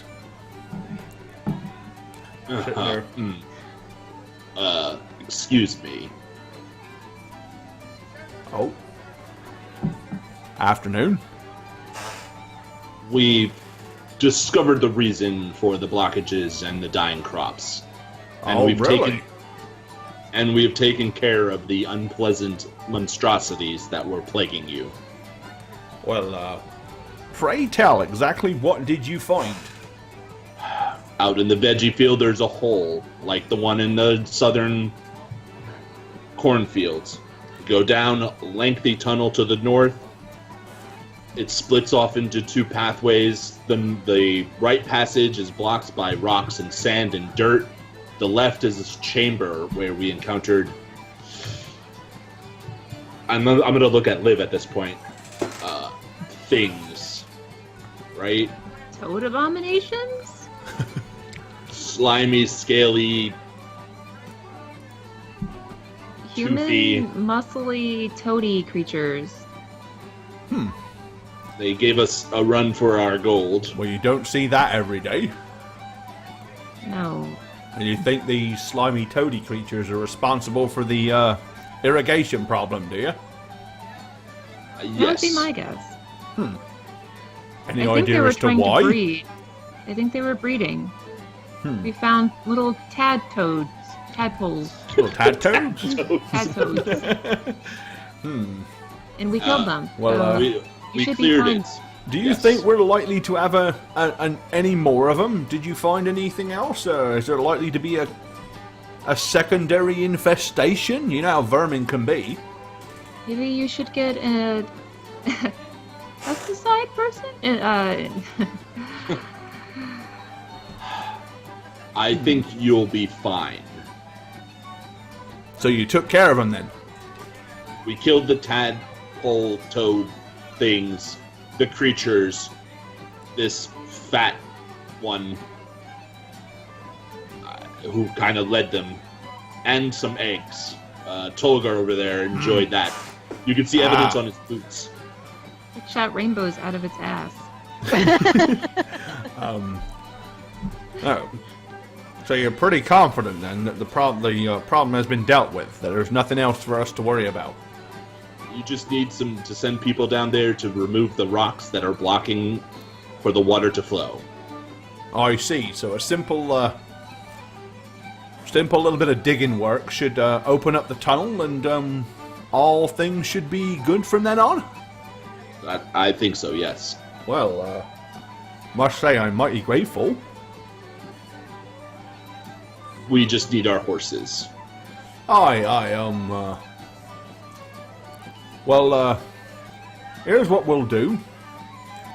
I'm sure you need a couple of hours to yourselves to take care of refreshment, whatever. It looks like you're all pretty, nasty. But once you feel up to it, let me know and I'll take you to, I'll introduce you to a certain Edin Hayford. And we'll make arrangements for your horse and cart. Of course, I'll have to send someone to verify what you're talking about in the meantime, so, Of course. well, Yes. you want a drink? And the tavern people are having a good time. I know, They're man. chowing it down, Partying man. it up. They're all happy you solved their problem. Can I get you all a drink? Buy you a drink? Send it to my room, perhaps? Yeah, I am going to take a shower or bath as well. I understand. Well, let's see. And he kind of looks and seeing, looks at Liv and says, well, let's have a glass of house wine for the young lady. For this little fellow here, we'll have some corn mash whiskey. And, that large fellow over there, keeping himself to himself, unsociable bastard. Go ahead and send him some Mary Murphy's ale, but send him a flagon. Don't waste your time with a pint. He looks like he probably needs at least 2 or 3 drinks in him. Where was the other young lady that came with you? The pretty one, the one that had the, the well-endowed one. Appropriately, she's taking a bath. Well, perhaps send a nice glass of mead up for her as well. I'll take care of that, and I'll have the girl here send you drinks up. Jaina, you'll take care of that, won't you? Yes, my lord. Fair enough. You all go and relax for a little bit. Those would probably want a whole bottle of wine, I'm guessing. A whole bottle? Well, absolutely. Yeah. She did almost die. I'm guessing a whole bottle. Absolutely. Not a problem. A bottle of your finest red or white. What's your Thank you. I think she's a red girl. Red, alright. Fine bottle of red wine, and we'll have it up to your room. And I think they want baths, looking at them. Liv, I'll be right back. You hungry? I'm just going... No, there's something I want to do first. I'll see you soon. And I'm just gonna Emily's just gonna walk out the front door. Alright. Okay. So Lilith is upstairs taking her much needed bath. Tolgar and Liv sitting down at the table. Emlyn, what are you up to? I am going You to skullduggerous individual. Emlyn's going to walk down the main road. Alright, let's take you outside then. Actually, Liv is going to also leave, but to summon Hoots. Okay, alright. She can go the opposite way if you want, or the same. It doesn't matter. Let's see here. Okay. Alright, so Liv, you're pretty much probably just going to wander off out of town. It's not hard to go to any of these areas here to Yes. find yourself a tree or whatever to resummon your beloved Hoots. Okay, where are you going, Emlyn? I am going south along the main road, outside of town, a decent bit. Obviously, I don't want to spend like an hour walking, but I want to go far enough, not beyond a mile, because I want to start casting a ritual in the middle of the road. Okay. What are you casting? I'm casting Alarm. Ooh, okay. So I'm going to say Terrarim and Tara, and that's part of the ritual is basically designating what I want to ping into my mind if it was to pass through. Right, so And go I'm ahead gonna and, if you will, go ahead and spring the desired block of text for chat. Thank you very much. There it is. All right. So it's not going to cover the whole road, obviously, but I want it in the center in the 20-foot cube. Well, a 20-foot cube is quite a bit of the road. Okay. And I'm just going to, a lot of the ritual casting is just going to be like, I don't want sheep, I don't want pigs, I don't want cows, I don't want, halflings. Basically saying what I don't want. So Okay, so what don't you want?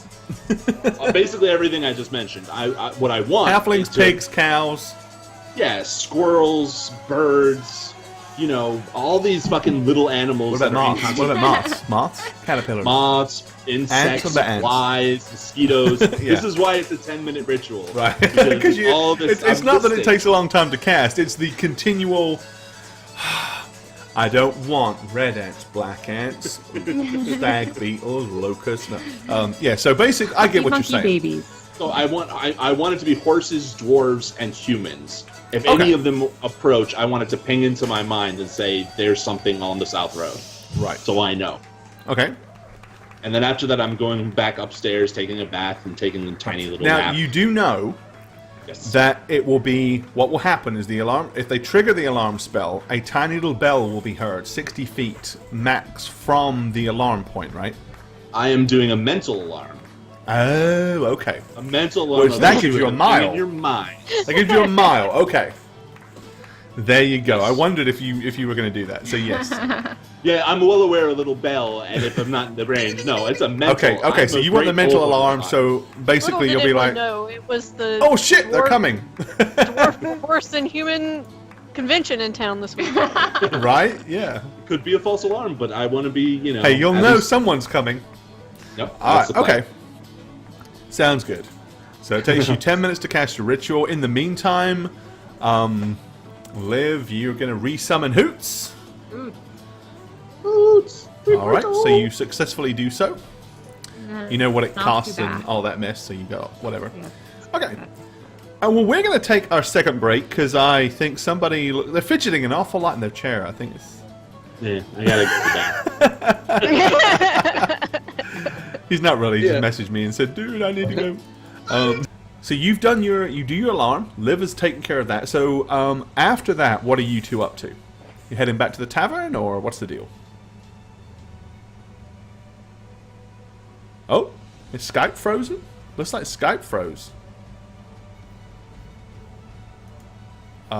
Interesting. Did I Oh, freeze no. or just chat? No, everybody froze. Skype froze It was a completely. Skype thing, yeah. Okay. Skype completely froze. You were literally Shagget was looking like this the entire time. I was trying to see into another reality. Is that Yes. what it was? I think they're froze. Well, I was just looking at Shagget doing this, and I thought he was goofing off. Like, oh, I see. You're not going to bring my camera back. Fine, I'll just pretend I'm asleep. Torte, Lilith does actually worship a deity. It just hasn't really become a big deal. And if you're referring to Marlo was supposed to be more religious, but she rather invests time in herself. I don't know if that was what you're referring to. I've been watching quite a few episodes of YouTube, and I really enjoy the detailed world you guys are creating, especially the low magic worlds. But two things bother me. One, back in the day, gods were very important and atheists very rare. Even the criminals feared the wrath of the gods. I'd appreciate if the characters would reflect that a little more. Okay, so I'm going to answer that. Radovan, being a cleric, clearly appreciated that a lot. I think to some degree so did Raisa, because of Radovan's presence, and so did Kialiana to some degree. Marlo, on the other hand, came from a very non-religious area to the north. Where she comes from, the conventional gods don't exist. It is a world of spiritualism. So she doesn't value... She wouldn't have valued gods in the same way that anybody in the southern area would. This is why when she died...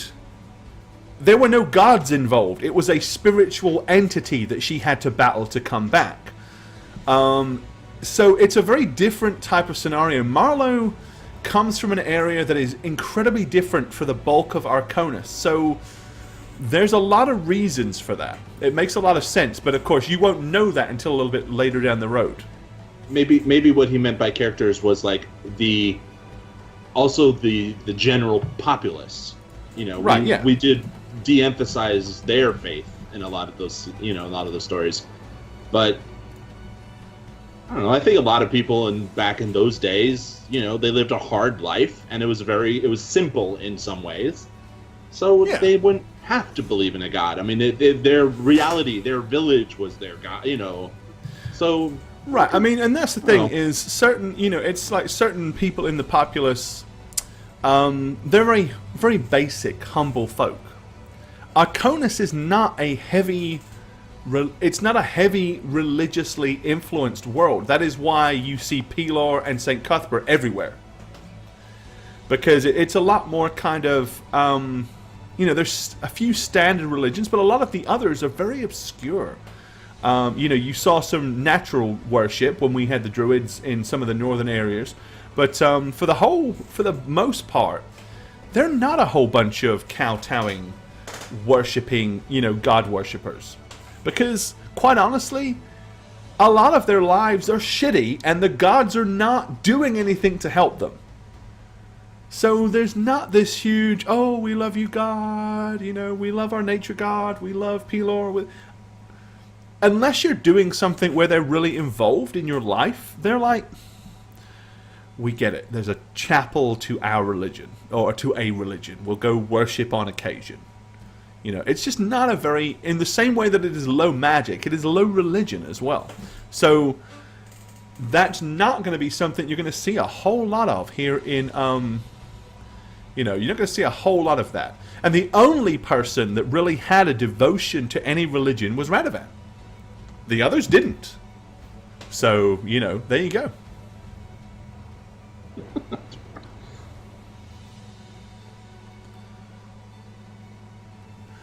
Okay, so meat was rather rare and tavern serving. Okay, I think you're thinking of medieval England, dude. This is a fantasy world. You're trying we want to bacon, sucker. Right, you're trying to apply real world logic to stuff that's in a fantasy world. A fresh loaf of bread was already a luxurious meal. So, again, you're talking peasants. You're talking people that live in hovels.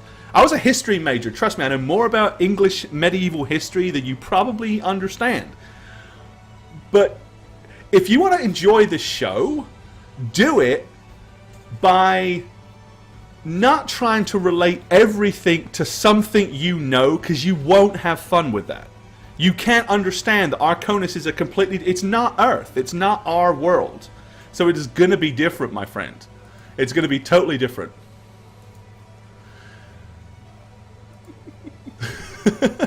You know what, buddy? I'm going to leave it right there, because you want to go off on a tangent, you go right ahead. You think what you want to think. I'm not going to entertain this any further. All right, guys, let's move on. Okay, so you've taken care of your ritual. You've summoned Hoots. Then it's off to a bath and a short rest, I guess? Yes. Possible? Okay. Yep. All right. I mean, you guys can take a long rest if you want. Oh, sweet. The Long rest only it is. question is, it's a time thing at this point. How far to, you know, you've got time where the mayor is concerned. You may or may not have time where the bounty hunters are concerned. That's down to you guys. Okay. Liv will try to take a long rest as long as everybody will leave her alone, unless Lilith needs any healing or Tolgar needs any healing before she does that. She has a couple of spell slots she can use.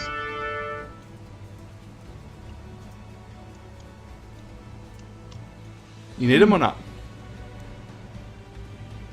I'm fine. Sorry, I was Tolgar muted. probably I said Lilith would probably need something. Okay. Tolgar too. Lord Tolgar Hurin, too. Spaticha, and Jeep Girl, thanks for those follows. Okay. So she's gonna go. Are you taking a bath in your room or? Yeah, she's in her room. Okay. So Liv is gonna knock on your door. Lilith is going to answer looking very frustrated. She's going to be holding up her top. Would you look at that? There is a rip right in the back. How am I supposed to wear this? Oh, Tolgar, you owe me a top. Typical Tolgar, right? She grabs the bottle of wine that she pretty much figures they left for her, for Lilith, and wine Thank glass. you, Here you bless go. you. I know you need this. You probably need some healing as well, hun. Yeah, you're probably not I feeling wouldn't doubt too great. that. If you don't mind, here, and she'll kind of walk in and close the door behind her. You know, I've noticed that on occasion you touch your chest. Are you missing a necklace? I am. It is a very sentimental attachment. I am hoping that I can return to the garden soon and reclaim it. Is that where you left it, the garden, for sure? Well, when we were taken upon the boat, I knew they weren't going to let us keep anything, and it wasn't something I could risk losing. What kind of attachment do you have to it? Is it a place, something that reminds you of your home, or is it something more? It is a small glass bead. It is red in color. It resembles an apple, of all things. It contains blood from my murdered daughters. Oh my goodness. I understand. It's the last bit of them I have left, other than my memories. Oh, well, as I've said before, I have a child. I'm not sure he's alive or dead, and I'm trying to recover, so I can relate. After this ordeal is over, if I do find my child, I probably will need a place to stay. I lost everything, so You're more than welcome at the garden, Olivia. thank you. My child would probably need a home as well. I don't know if it's a boy you or a guys girl. to the actual tavern. Let's do that. Oh. I've still got you guys sitting on the street. You're still on the street corner, you bunch of bums. Here you go. I don't know if it's a boy or a girl, or not. I have no idea. But are men allowed in your garden? If it is a boy? Of course. They must be raised with the right morals and values, of course. Okay. That's fair enough. Let me see your hand, dear. And she grasps your hand and she casts Cure Wounds at level 2. Okay. And that will be that for that. Let me go ahead and move that over so you can see the roll. As soon as I can find Cure Wounds.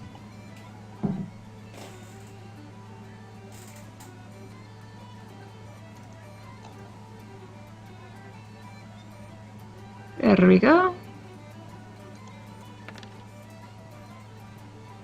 Did it roll twice? Yes, so a total of 19. There you go. Alrighty. She grasps your hands and says, Wakora, and you should feel a warm green glowing light around you and through you. I hope this helps. Much better, Olivia, dear. Thank you. My pleasure. Alrighty, so you're considerably healed. And let's bring... Where are you? Oh, I see. Tolgar's standing on your head. Okay, there you are. Liv was. You guys are downstairs? Okay. Well, I think we're... No, we were up. Oh, you went upstairs. Okay, then I should have moved you wherever up. we are. And I think Tolgar would have gone upstairs and get some sleep too. There you go. Alright. Yeah. Problem That's solved. why I moved him out. Yeah. Okay. Is Tolgar sleeping? Should I not wake up Tolgar? So, are you guys going to do the short, or are you going to go for the long rest? I'm going to try to long rest unless these guys are like, wake up. So Emmeline's gonna go upstairs, and is everyone in their respective rooms now? I mean, Yep. Yeah, Lilith is resting and praying to Malcontheth. long rested bastards. Okay, Emmeline's just gonna go downstairs and go to the mayor. Okay. Looks this damn bounty hunter stay away.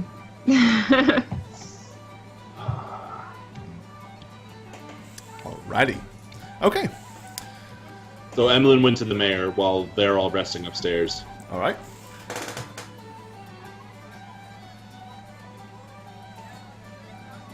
Did you check out the place? I've sent a couple of lackeys to take a look.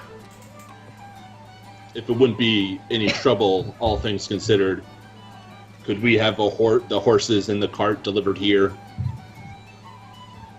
Well, I can deliver the cart, seeing as that's my donation. But I still would have to physically go to the... We would still have to go to the guy with the horses. He said, I can make the introduction, but you'll have to negotiate your price with Ed in Hayford. Now, that being said, I'm willing to, assist in such negotiations. Rather we leave as soon as possible.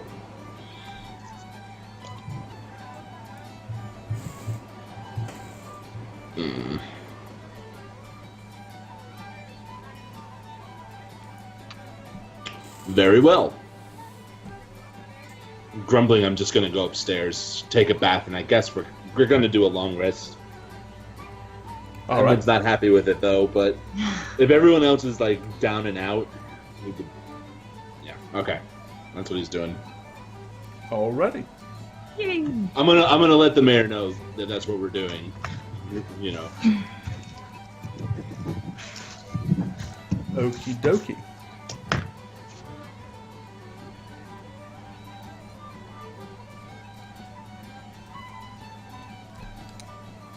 So you take care of that.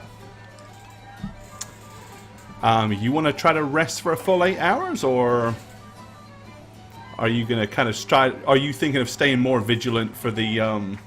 Oh, Emlyn would be more vigilant. He would not. He would like try to sleep a little bit, take a bath, be ready to go, like all his belongings all together. And Lilith would probably spend more time praying than she would resting, honestly. She's getting frustrated not hearing from her deity in a while. Right. Okay. And the couple hours that she can stay awake, she's going to probably be petting Hoots. Beloved Hoots is back. Alrighty. Alrighty. Okay. I'm getting sick of your shit, Liv. Alright. He's like, you keep throwing me to the wolves, damn it. Or the toads in this case. Alrighty. Okay. So, you guys pretty much have a fairly restful evening. By the time you wake up, it's going to be, I mean, after 8 hours, that's going to bring you to the early hours of the morning, so you're probably going to have to wait all the way through to the following day.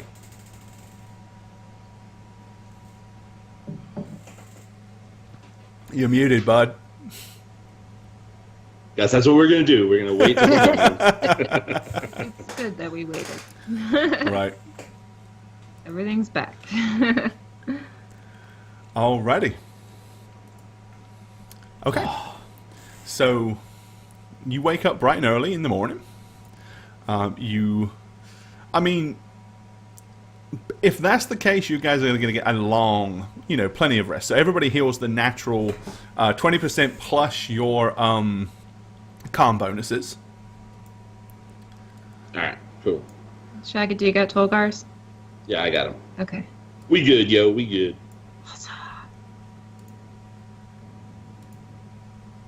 Alrighty. Okay. Let's see here. Alright, so, yep, you come down in the morning.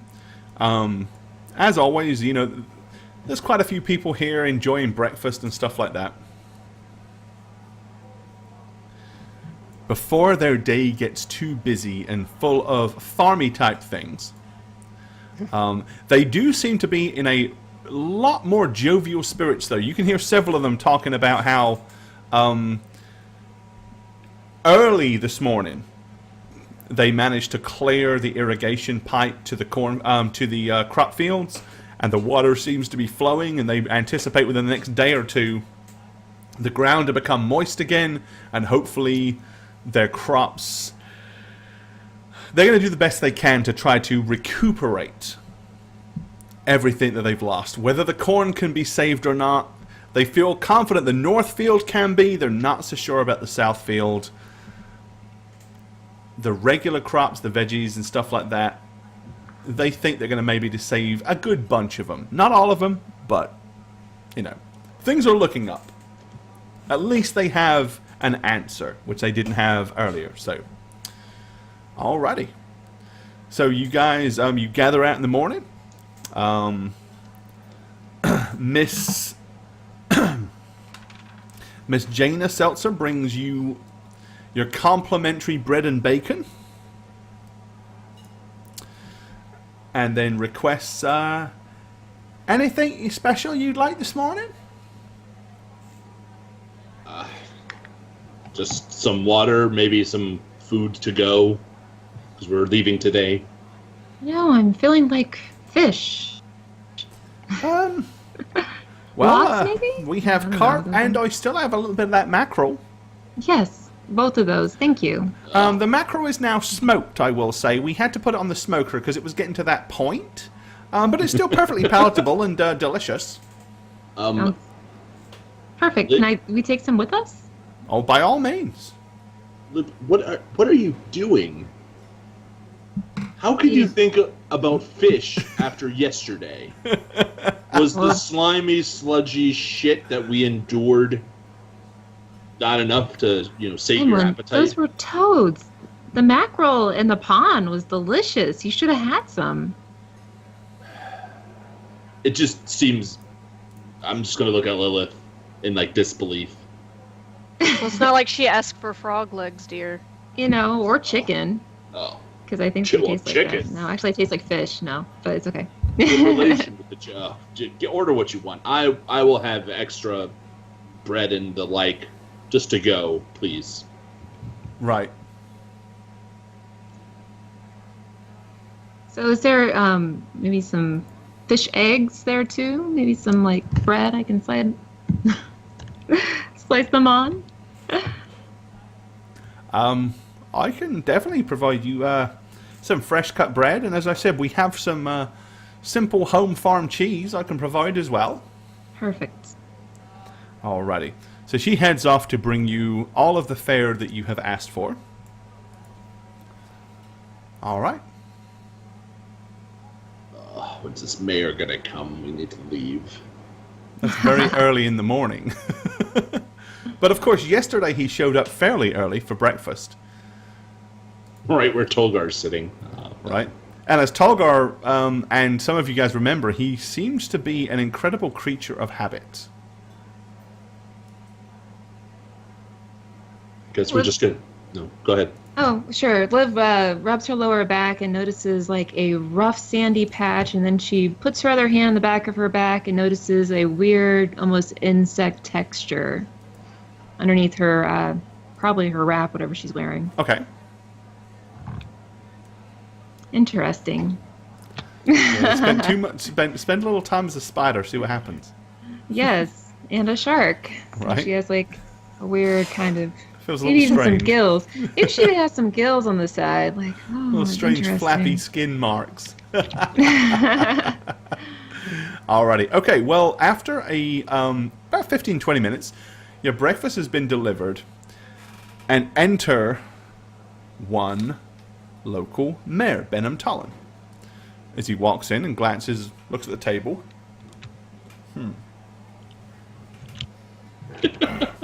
Walks past and takes a seat at this table. As soon as he Okay. does so, the young lady comes straight over and almost as a pointless effort says, the usual, Mayor Tollin. Looks up at her. Aye, Jaina. The usual. So once more you see her go and get her freshly, basically take an orange, squeeze it out, go ahead and get a glass of milk and begin to prepare his breakfast like every day. He specifically puts his knife and fork at the perfect place, lines his pipe up, and does everything just like he did the day before. Tolgar would probably say something like, "Do not disturb him. It would Yeah. not be wise." This sounds about right. Liv, since you where? Oh shit! I don't necessarily know that you have Hoots back, do I? Do you have what? Well, unless Okay. she's got Hoots in here with her in the house. Then no. Oh, So- I So mean, I Ev- was petting Hoots. I don't know if I would have put him out the window, or I probably would have thrown him out the window. Okay, so I'm gonna say, when are you gonna get your mystical crap bag back? Mystical Yeah. crap bag. Emlyn, I know Hoots hasn't done this for you yet, but Hoots can heal if I tell him to heal. I don't care. I just want him along the south road to see if they're coming, because we've spent way too long just dawdling. Well, while you were out doing whatever you were doing yesterday, I was out trying to summon Hoots back, and he's back. Perfect. Tell him to go check the southern road. Okay, now I visualize exactly what the southern road looks like, because I doubt Hoots knows north, east, south, and west. So I send him that visual by closing my eyes, All right. concentrating on Hoots and the road. Okay, so you send him in that direction. Now, of course, he can't communicate with you until he's like 100 feet back, but you can send him back there. Right. All right. Okay, so Hoots flutters off in that direction. Okay. So you chow down on your breakfast. About 30 minutes or so after it looks like Benham Tollin has finished, he dampens the food from his the corners of his mouth, stands up and walks over and approaches your table. He says, "Now then, you want me to introduce you to Eden Hayford before lunch or after?" Hamlin just stands right up, the chair clattering behind him. As he puts both hands on the table, he's like, "Now." Fair enough. Then follow me.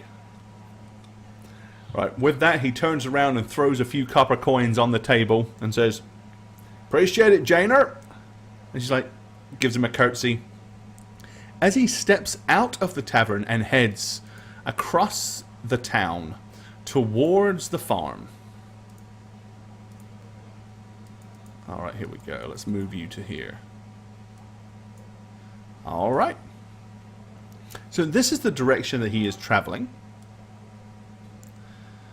And heading towards this farmhouse. Anyone want to do anything different? Diversions, or are you just heading straight with him, like in tow? I'm pretty sure everybody's ready to Yeah, get we're going, ready. right? GTFO. I'm sick of this place. Right. Okay. Okay. Well, he wanders up to the door. You pass the pasture where all the horses are. He walks straight up, without any kind of Those reservedness at all, and bangs very loudly on the door. Boom, boom, boom, boom. The door is opened. Let's go ahead and move you to here. 1 second.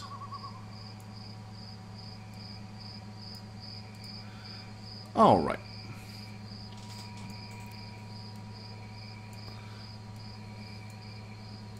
There you go. Okay. So the door is open from a very tall, kind of skinny man in a red tunic with his arms exposed. Clearly, he spends most of his time outside by the tanning of his face and his arms. He smiles with a bit of a gappy, kind of toothless grin and says, Benham, pleasure to see you, my friend. Got some business for you. You know, our kind of business. Oh, well, you best come in then. At which point he takes a couple of steps back, opening the door and inviting you in. Without any hesitation whatsoever, Benham wanders straight through the door. Imagine Tolgar would follow, and Tolgar would go first. Emlyn would follow. All right. Yep. Okay, you wander into a fairly plain farmhouse. It has a fireplace that is already lit. Looks like they stoked the flames earlier this morning to bring the flames back up. Has a rug and a couple of simple chairs and a small table between them. A very simple table and chairs to your immediate right. And there's one door heading off to your left, two to the right-hand side. You see a fairly homely-looking woman who stands up and immediately straightens her dress. And she comes hustling over as quickly as she can to curtsy in front of Benham Tullum. Oh, I wasn't aware we was having such customers. What was I saying? It's all right, ma'am. You don't need to get too worried, Marcy. Just here to talk to your husband, that's all. Yes, Marcy, why don't you go and lay down? Oh, well, I suppose I could. And you see him kind of cut her a really, stern glare, And she's like, if you'll excuse me, ladies and gentlemen. And she wanders over and disappears through this side room here. Lilith has a look on her face like she just ate a bug. Eden looks at you and he says, if you'll, pardon my good lady wife, she's, a little bit out of sorts here of late. Her brain's not quite what it used to be. Now then, I understand you're, here on, horse trading business. I'm making an introduction. You know the problem that we had with the irrigation? Oh, yes. These are the folk that took care of it for us. I promised them a cart.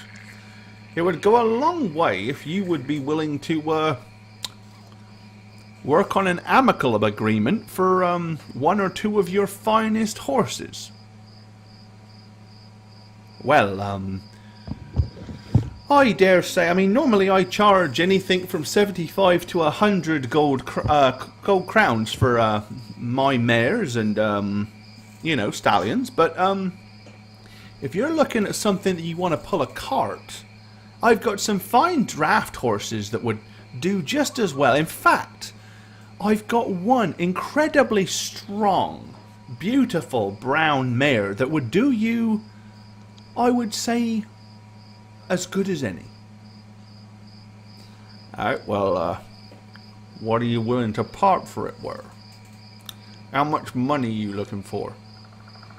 Well, as I said, for a draft horse like that, I normally want about 125, but, and at this point, you see Benham Ptolemy turns and he looks at him and he says,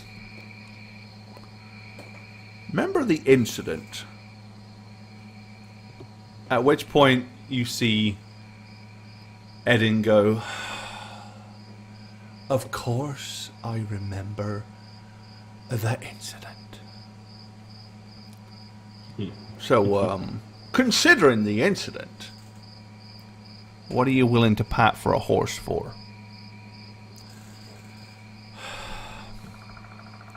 One of these days, that favour is going to have to run out. Aye, but it ain't today. Fair enough. I don't suppose any of you would like to make me an offer, would you? 125 would be my going rate. If you're interested in making a fair offer, I'm sure that I could be persuaded to consider it. Emma's just going to look at Lilith. I don't know if I'm the best one to be asking this, because I did just help your town here, and I almost died. I don't think a fair price is something you'll hear from me. Oh, well, then definitely. Maybe I should talk to somebody else then. Multi Amaranth, thanks for the follow. We were talking for Krypton, one horse. thank you for the follow. Just one to pull the cart. Would that be One of sufficient? my finest draft horses, aye. Didn't you mention that we could have two? She turns to the mayor. Liv turns to the mayor. Well, if you want two riding horses, maybe that could be an option. But if I'm going to give you a cart, I think that more than covers half the cost. It's your choice. 2 horses to ride, or 1 horse to pull my cart. Whatever you prefer, really. Tolgar probably would recall if he said specifically what those words were. Can you do a history check? Because Tolgar's pretty rigid with those stuff. I mean, you can make an intelligence check if you wishes. Yeah. Oh, Christ. Go ahead. Can Liv make an intelligence? Sure. Tolgar's not too bad at it. Tolgar would probably say something though, whatever his Well, exact... well, the wording was originally, oh my god, Tolgar is really. Yeah. Well, that's what you get. Yeah, Tolgar doesn't remember shit. Yeah, Doesn't never mind. recall. Yeah. Tolgar would probably say something, but I don't. Okay, so Lilith is gonna walk over to the man. Okay. I mean, we did just do your town a big favor, and I mean, it's just 1 horse to pull a cart. I mean, as you can see, we don't have much in the way of gold. Is there any way that maybe 75? Give me a persuasion check. DC will be 12. For everything you beat it by, he will knock 10 gold off.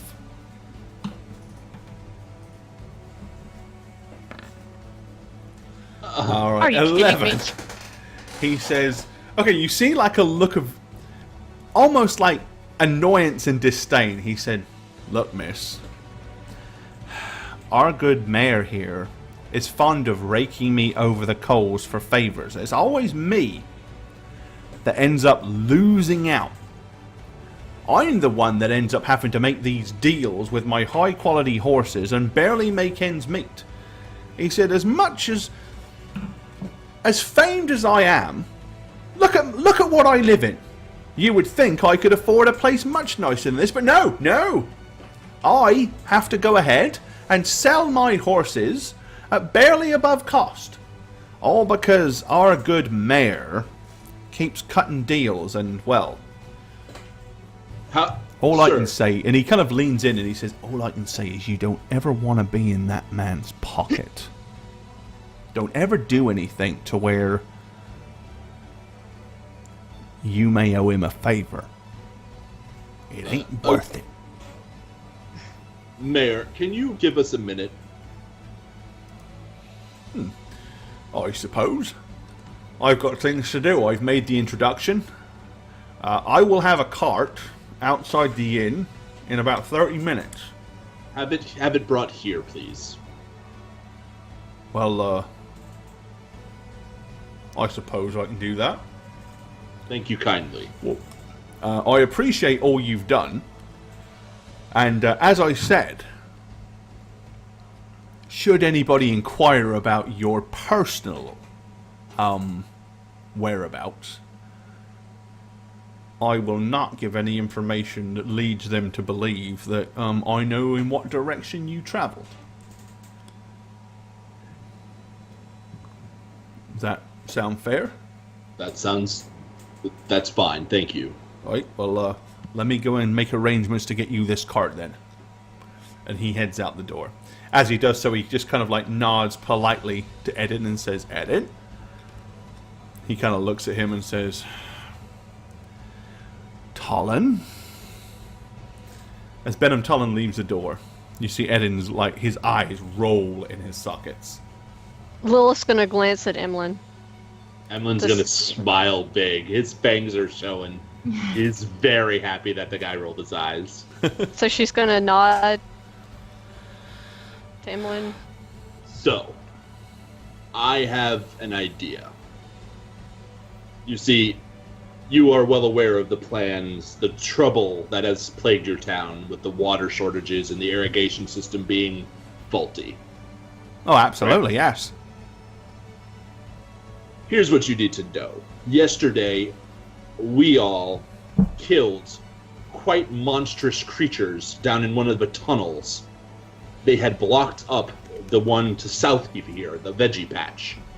Now, Creatures? these things are... What type of creatures are you talking about? Well, they're toads with claws and teeth, and there's one in particular that's quite devilish, if you will. Kinda, you know. So, how about you give us your horse for 50 golds? We show you these creatures, you cut off their head, and you use it to bribe the town, or scare the town, with threats to the mayor. Give me a persuasion check, Emily. That's pretty good. Let's see what you roll. Oh, God. Why does it have to hinge on this? I just want to put guidance on you for you. 16. Okay, he says, well, under my circumstances, being on the wrong side of the mayor is not something I need to do. All you have to do is get the heads from the creatures down there before he sends workers down. You don't have to show them where you hide them, but you can use them to get your leverage back.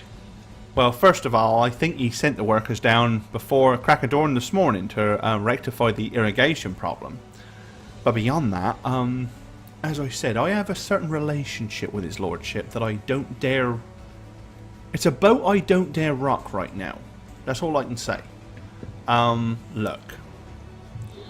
Your young lady here said 75. You're saying 50. I was hoping that you'd get a little leverage on your boss, who you hate. I understand. He's not my boss, I'll have you know. He's just the mayor. Fair enough. I own this farmland and these horses. Just, well, you know, things have happened in the past that, well, doesn't matter. Anyway, How about we split the difference? You say 50, she says 75. 65, and I'll sell you a solid, reliable, and healthy draft horse to pull his lordship's cart. Lilith looks to Emlyn. That's more than appropriate, and that's fine. I agree. He said, that includes tack and harness, mind, for a cart, which I'd normally charge extra for, but I'll throw that in. This makes it a very fair deal, I think. You're a good man, sir. Thank you. Well, if his lordship is bringing the cart, I dare say I can have a horse ready and, you know, fitted, tacked, shoed, ready to go, probably within the hour. Thank you. Well, I'll see you in the morning then. I mean, in about an hour then. All right. I'm just going to look at everyone and I'm going to depart. All right. Lilith is going to look to Liv, and then she's going to look back at the man. How long has your wife been ill? Well, she's not exactly ill. I mean, she's in good physical health. This last couple of years, really. She's just been a little bit, well, a little bit strange. Bill Dog, thanks for hitting that donate button. I'll thank you properly here in our break, coming up in just a second. Thanks, man. Appreciate it, dude. Strange? Oh, she's... Well, there's this problem that I have with Benham, and she's kind of part of it. See, it wasn't that long ago that, well, you'll have to understand that this is a fairly, humble hamlet. We're a farming community. I mean, we do very well. We have a large crop of, cows and sheep. As you can tell from our local tavern, we have, beef and pork aplenty. But we have a lot of passers-by come through, and well, a couple of years ago, outside the tavern, there was an incident, and well, a couple of sailors from Canduin got a little bit fresh with my good lady wife. Bit of a struggle happened, and well, obviously purely self-defense, mind. I grabbed a water bucket and smacked one of them right upside the head. And he fell to the ground, and well, let's just say he didn't get back up. The authorities would have been involved, but well, under the circumstances, Benham took care of it. But they'd roughhoused with her a little bit, and well, thrown her to the ground, and well, as I said, they were. I don't like thinking about the details, but let's just say she's not been mentally the same ever since. And as he talks, Lilith is gripping her hand so tight that her nails are cutting into her hand. Alright.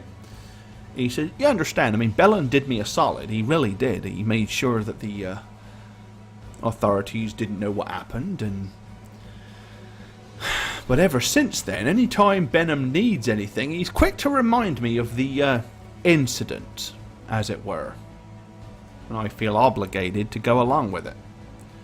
I mean, yes, it's to my advantage that you took care of the irrigation problem, but far more to his.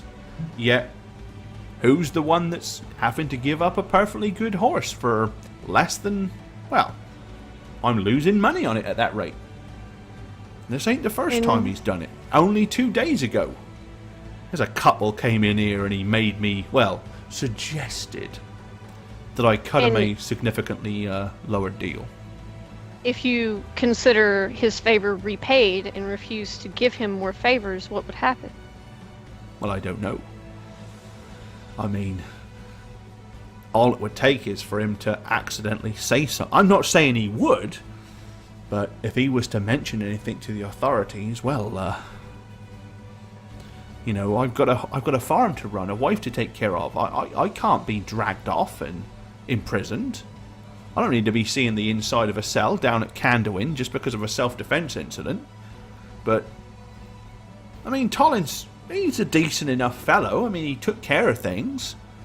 But it's just his favours seem to have been, well, dragging on a bit more than I thought they would. And you're the most recent in the lines of recipients of one of Tollins' favours at my expense. Not that I'm trying to make you feel bad or anything, man, but, well, you did ask. Lilith is actually going to step up and give him 10 gold. He kind of looks at it, he says, well, no, I that means a lot, it really does. I mean, it's hard to run a farm, it really is, and as I said, I understand a lot about breeding horses, and if I was to move off to somewhere like Candowin, I could probably make a small fortune, but, well, you know, I'm, without meaning to brag, I'm a bit of a draw for Penthurst, and they wouldn't like it very much if I up and left. So as it is, I make a very humble living. But I very much do appreciate this extra 10 gold. It means an awful lot to me. Well, sir, I did say 75, and I won't mention it to his lordship, of course. honestly, if I had the money on me to pay you full price for your horse, I would. No, And I have great respect for a man who takes care of his wife. Well, I fully understand. What I can do is, you know, feed and grain has a cost, and I'll make sure that we load a good few sacks of grain on the back of that cart for you to take care of that horse of mine. I mean, yours. It'd be very appreciated, sir. Well, I best go check on my beloved. If you wouldn't mind showing yourself out. Of course not. And he heads over to the door. Never lose that fire to take care of her and protect her. All right, he opens the door and you hear him say, "Marcy, you all right, dear?" Oh, bless her, she's asleep. All right, okay. Lilith is going to march out. Okay. So you guys are all outside the farm. While Liv and... Because Liv was in the doorway, I think, during this entire time. While Lilith and Liv did that, did Tolgar and Emily want to do anything in particular? Romeo's Revenge, thank you for the follow. Liv turns to Lilith and says, "I wish I could help her, but I don't think I have the expertise of what she needs." She has a man that's willing to fight for her. She has what she needs. Emlyn and Tolgar were just waiting. Nothing was going on. All right. Well, not too much longer. Eventually, as promised, his lordship shows up with a cart, and Eden brings a fine, solid, sturdy horse and bridles to the cart. It's so pretty. All right, both of them are kind of standing outside looking at you. He says, "Well, there you are then. That horse will do you proud. I think that cart's more than fair under the circumstances." Thank you. Shall we leave, guys? Right. Around that time, Hoots comes flying back and informs you that there is a group of 5 horses with rather unpleasant-looking familiar individuals heading this way. They are about 1.5 miles away from you. Great. Okay, let's go. Yeah. Alright, before she gets on the cart, Lilith is going to walk up to the mayor and lean in real close to him and say, maybe take it easy on this guy a little bit. He kind of glances at Ed and says, "Well, he has been of very good service of late. Maybe you're right. Maybe it is time that I started making sure that the weight of this community fell more evenly on everybody's shoulders instead of just mine and his." I would consider it yet another favor. Well, I understand. I very much appreciate all of what you've done for us. Appreciate that. As I said, if anybody comes asking about your, well, I'll make sure the tavern knows not to go spreading any untrue gossip. And if I'm asked, I'll be sure to deny any knowledge of such interesting folk coming through here. I'm sorry, did you lose your voice, my friend? God damn it, I'm sorry. I'll just say to the mayor, you could just say that, we died from the infestation down below. Swallowed whole, maybe. If they I ask. could say that, but then they'd ask for me to produce bodies. Dig some up. There are not So you really buried anybody buried around here the size of that fellow, and, well, certainly none with horns. Alright. But, in any case, we will claim not to have seen you. I won't sell you out. Of course, I can't promise they'll believe what we tell them, but... What town is north of here? Next town out. That'd be I'm gonna Crow's sit Bluff. under the cart. So you guys are all climbing up on the cart? Yeah, I'm getting up in the cart. Ah, Right away! no! Yay, Yay. we're duplicates, mirror image Yes! for everybody. Hey, Alrighty. is it just me, or did we go offline? Nope. No, it It froze, but then It I froze think a it came bit. back. That's Oh, okay. interesting. little hiccup. Yeah, we're good. Alright, so he looks at you and he says, well, y'all enjoy, and we'll see you about. Thank you. And he kind of Unbelievable. taps his hat and nods as he with his pipe.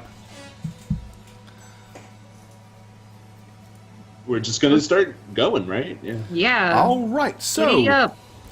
you take your fine horse and cart and head northwards out of Penthurst on the road towards Crow Bluff. And that pretty much brings us to the end of our show for this evening.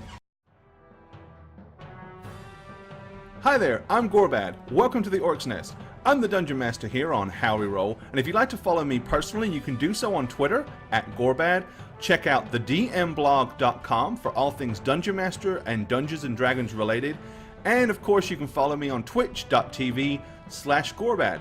Also, guys, don't forget to keep up with all things Howreroll. Follow us on Twitter @Howreroll. Check out the website www.howreroll.com, and make sure you follow us on YouTube as well. Cheers, guys. I'm the Dragon Spooker, and I play Femme Fatale Lilith Edenwood the Dancer. You can follow me on my Twitch channel at twitch.tv/thedragonspooker or on Twitter @dragonspooker. You guys rock my face off, and I can't wait to see you next stream. Look, I get it. I'm not as cool as Emlyn, the tiefling warlock I play for Howreroll. The dude has 20 charisma. And, well, you guys have seen how I roll. If you suffer from character is cooler than you-itis, maybe we can help each other. Follow me on Twitter @eneb_convos. Maybe make a moderate difference. Let's do this, guys. Hello and well met. My name is Liv on Howreroll. And when I'm not Liv on Howreroll, I'm Amanda or DM Dicers on Twitter. I have an up-and-coming new podcast called Dead Dice Society you'll be sure not to want to miss. Thank you for watching. Thanks for watching another episode of Wrath of the Fallen.